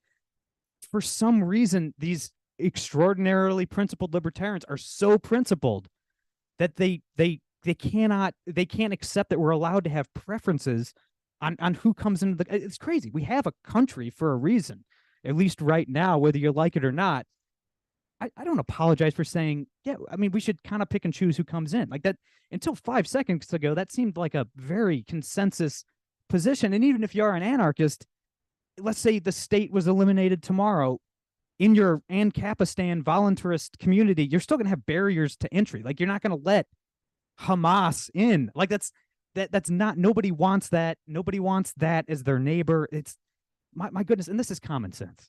Like, if you can't realize this, what are you doing? Like, are you really in a position to change hearts and minds for the cause of liberty in this country? I don't think so. I think you're going to look like a joke to everybody with any common sense. But do they really want to change hearts and minds? I mean, Brady, I mean, don't they really just want to be like, king of their little shit castles and like, pile up poop on top of their head and say, I'm the only true libertarian in the world? I mean, they are what Murray Rothbard described as Luftmenschen, right? It's counterculture. The reason why they claim to hate Israel and the Jews is because they see them as the establishment, right? The United States is the most powerful country in the world, and they're their big brother, and because they're protecting them, then it's there. And what's weird about this too is that what you really see is these anarchists are actually buying into wokeism, because what they're doing is they're placing the world into an oppressor and oppressed status. So what these libertarians are really doing, which is so funny because many of them work so hard to drive what they call left libertarians out of the party, when in reality they just wanted to push out people who were like cool with gays, right? And sometimes we're saying some socialist shit. But the reality is, Brady, is that what they're doing is they're buying into woke ideologies of oppressor and oppressed status, and they're captured by the Hegelian dialectic. That's part of it, and then I think the flip side of that, and it's broader than just the Israel or the Jewish stuff. I think you're absolutely right about that, and for probably half of them. And then the other half, they're so autistically libertarian that they can't, like, they look at the world around them and they can't see that they should have a preference. I mean, they'd be like, okay, like Ted Cruz and Bernie Sanders, the exact same.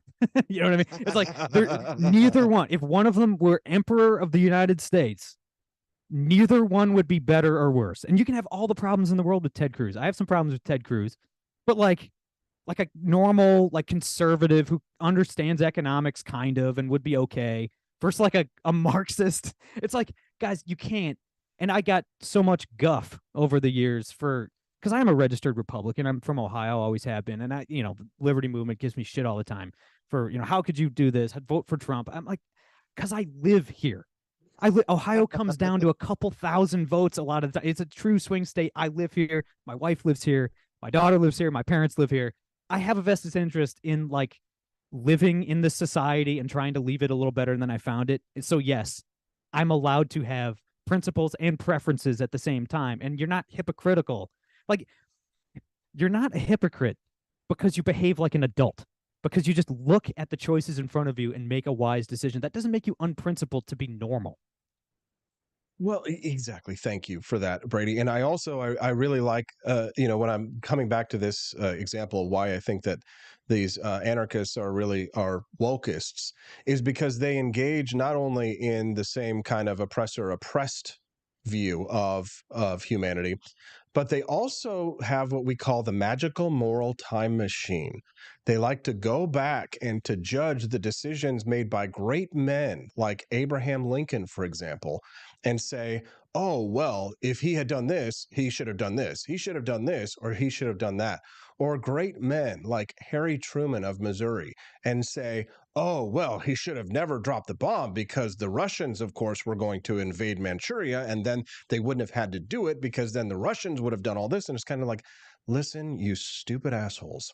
You don't know what it's like to have been in that situation where millions of American men could potentially die on the beaches after hundreds of thousands of your boys had already been slaughtered in senseless violence overseas. And then you're the president of the United States and you have this near magical super weapon that could potentially end the war immediately. They didn't want it to go on for another week. They didn't want it to go on for another day, right? Let alone for another year and hope for some possibility that the Russians are going to come and save the day and invade Manchuria. And then we saw what happened when the United States let the Russians take over Berlin, right?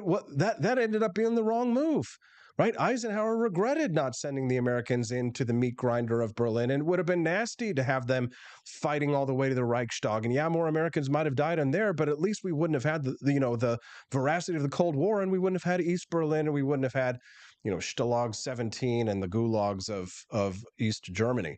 So, I mean, there's this, to wrap this all up, it goes back to this consequence of, like, it's the same ideology as the people who are tearing down statues in this country, right? They look back at the great men of the past like Thomas Jefferson and go, well, I would have been different. I would have acted differently. No, you wouldn't. You little pussy ass bitch. You wouldn't have done jack shit. You would have been just like everybody else. You're no better or worse than any of us. And in many times, often, Brady, my argument is that many of these people are actually worse. Just my opinion. I mean, well, you can look at their decisions they make in their own personal lives and deduce whether or not they would have what it takes to be a great man in history, And they take, it's not just historical figures. They look at, I don't know. I'm a friendly guy. I like making friends. I like being cool with people. I have people on my show all the time that I disagree with, and we never argue. It's just we have a good time. We have a constructive conversation. And for some reason, these people are allergic to that. I mean, they do the same thing with modern figures as they do with historical figures. They'll talk shit about Thomas Massey because he has to play the game as a congressman a little bit and can't be an anarchist, right. They'll talk shit about you for not being intellectually pure or me for not being intellectually pure. It's like, I'm out here trying to actually make a difference, man. I'm actually trying to move the ball forward 1 yard at a time. So are you. So's Massey, Rand Paul, Thomas Jefferson, Calvin Coolidge, Grover Cleveland, throughout history. It's like, yeah, these men aren't perfect. I'm not perfect. You're not perfect. But for the love of God, neither are you, my brother. Get your own house in order before you start criticizing me. And it's like, dude, what have you exactly? What are these people contributing to the movement other than the internet? Right? Did they raise $1 million for Ron Paul like I did? Right? Did they produce Judge Napolitano's Freedom Watch and get that show on the air and make it happen? Not only when I was not working for Fox Business, I was outside of that institution and I launched that show in the network. One of the most difficult things I've ever done. Have you ever run for president? Because that shit sucks. It's hard, and it really takes a toll on your personal life and on your professional life. I'll never be able to have another normal job again. What have you done, mother truckers? Is all I'm going to say. What have you done? Not you, Brady, but the royal you. No, absolutely, man. Couldn't agree more. Anyways, not to pat myself on the back or anything. Anyways, Brady, thanks for letting me blow off some steam here, buddy. You want to promote your podcast before we let you go? Absolutely. It's the No Gimmicks Podcast, wherever you get your podcasts. You can follow me on Twitter at Brady Leonard. Happy to have you. Okay. And sorry for all of the bad language this morning. I usually keep it PG-13, but I'm violating everybody's nap today. Brady, thanks so much for dark times we're living in, my friend. Dark times, my friend. Dark times. Time for us to change course. Time for us to look for a new path. Thanks, Brady. Have a great day. You too, brother. What do you guys think of Brady Leonard? Send us a text at 573-319-1586. Again, you can text the show at 573-319-1586. Remember, he who dares not offend cannot be honest. Thomas Paine. That's his quote. I didn't even have to look that up. I had that one by memory. Think about it in this context. He who dares not offend cannot be honest. If I've offended you this morning, at least you'll know that I was honest with you. Honestly good coffee. Thomas's Painkiller over at ap4libertyshop.com. That's AP the number 4, ap4libertyshop.com. Get yourself some delicious Founding Flavors coffee. You know what I'd love for you to do? The holiday season is here, and I know that it's still warm outside here in mid-Missouri, but it's going to get cold here really soon. The frost is starting to get on the windows in the mornings. So put your car in the garage and set yourself up with a monthly subscription to Founding Flavors Coffee. Get yourself either a bi-weekly, a monthly, 2-month, 3-month subscription to Founding Flavors Coffee. I know what you're saying, Austin. Well, I don't know if I really drink that much coffee, but aren't you going to go to holiday parties? Don't you want to be the cool guy amongst your friends group that gifts all of your friends and your family delicious Founding Flavors Coffee? We've also got a new flavor coming very soon as well. Now is a great time to head over to apforlibertyshop.com, get yourself some delicious coffee. We've got Don't Tread on Me shirts. We've got Gadsden flag sneakers. We have things at apforlibertyshop.com that you cannot find anywhere else, any Liberty and any other Liberty merch store. So if you love freedom, you love the United States, you love Thomas Paine, you love coffee, you love America, AP for Liberty Shop is the place to go. Get yourself that apforlibertyshop.com delicious Founding Flavors coffee, and we'll see you tomorrow. I think we'll have Kirk Cameron tomorrow on the Wake Up America show at wakeupAmericaShow.com.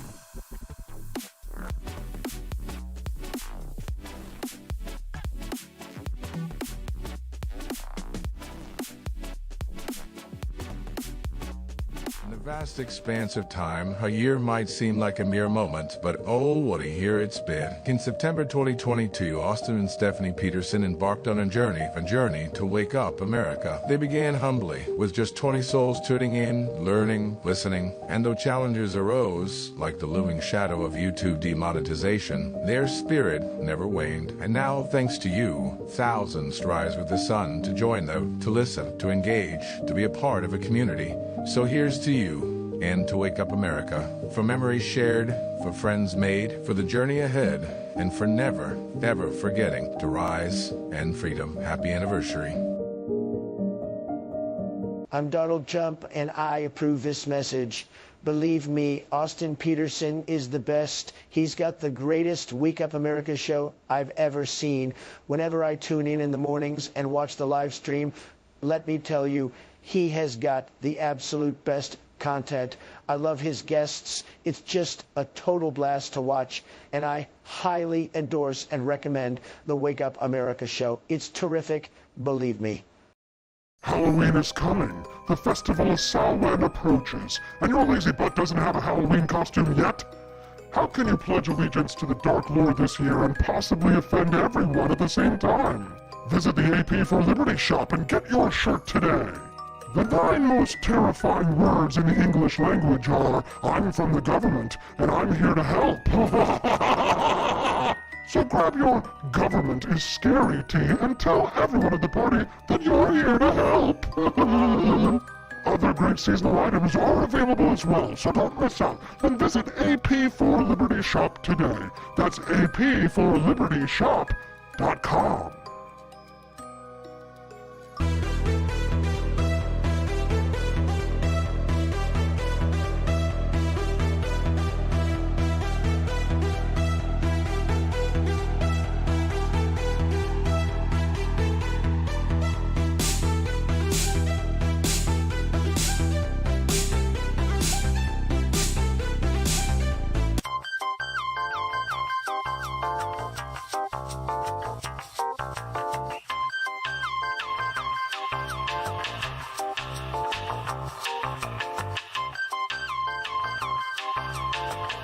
I'm a public defender. I am a public defender. I'm proud to be a public defender. 80% of Americans accused of a crime will get appointed a public defender. Everybody from a speeding ticket to capital murder. For every $1 we spend on public defenders, we spend $3 on prosecutors. Public defenders have to do pretty much everything on their own. Social workers, counselors. Investigating is another piece of it. The average public defender holds 300 cases annually. You never feel like there's enough time. Public defenders have health issues all the time. A lot of people give up and say, I can't do this work anymore. Gideon's Promise trains, mentors, and supports public defenders. There are a lot of people who say that they would not still be public defenders, but for Gideon's Promise. It's fueled me to continue on in this fight. Gideon's Promise has changed the face of public defense. People see us as troublemakers. Good trouble only. We don't make it easy. It should not be easy to take away someone's liberty.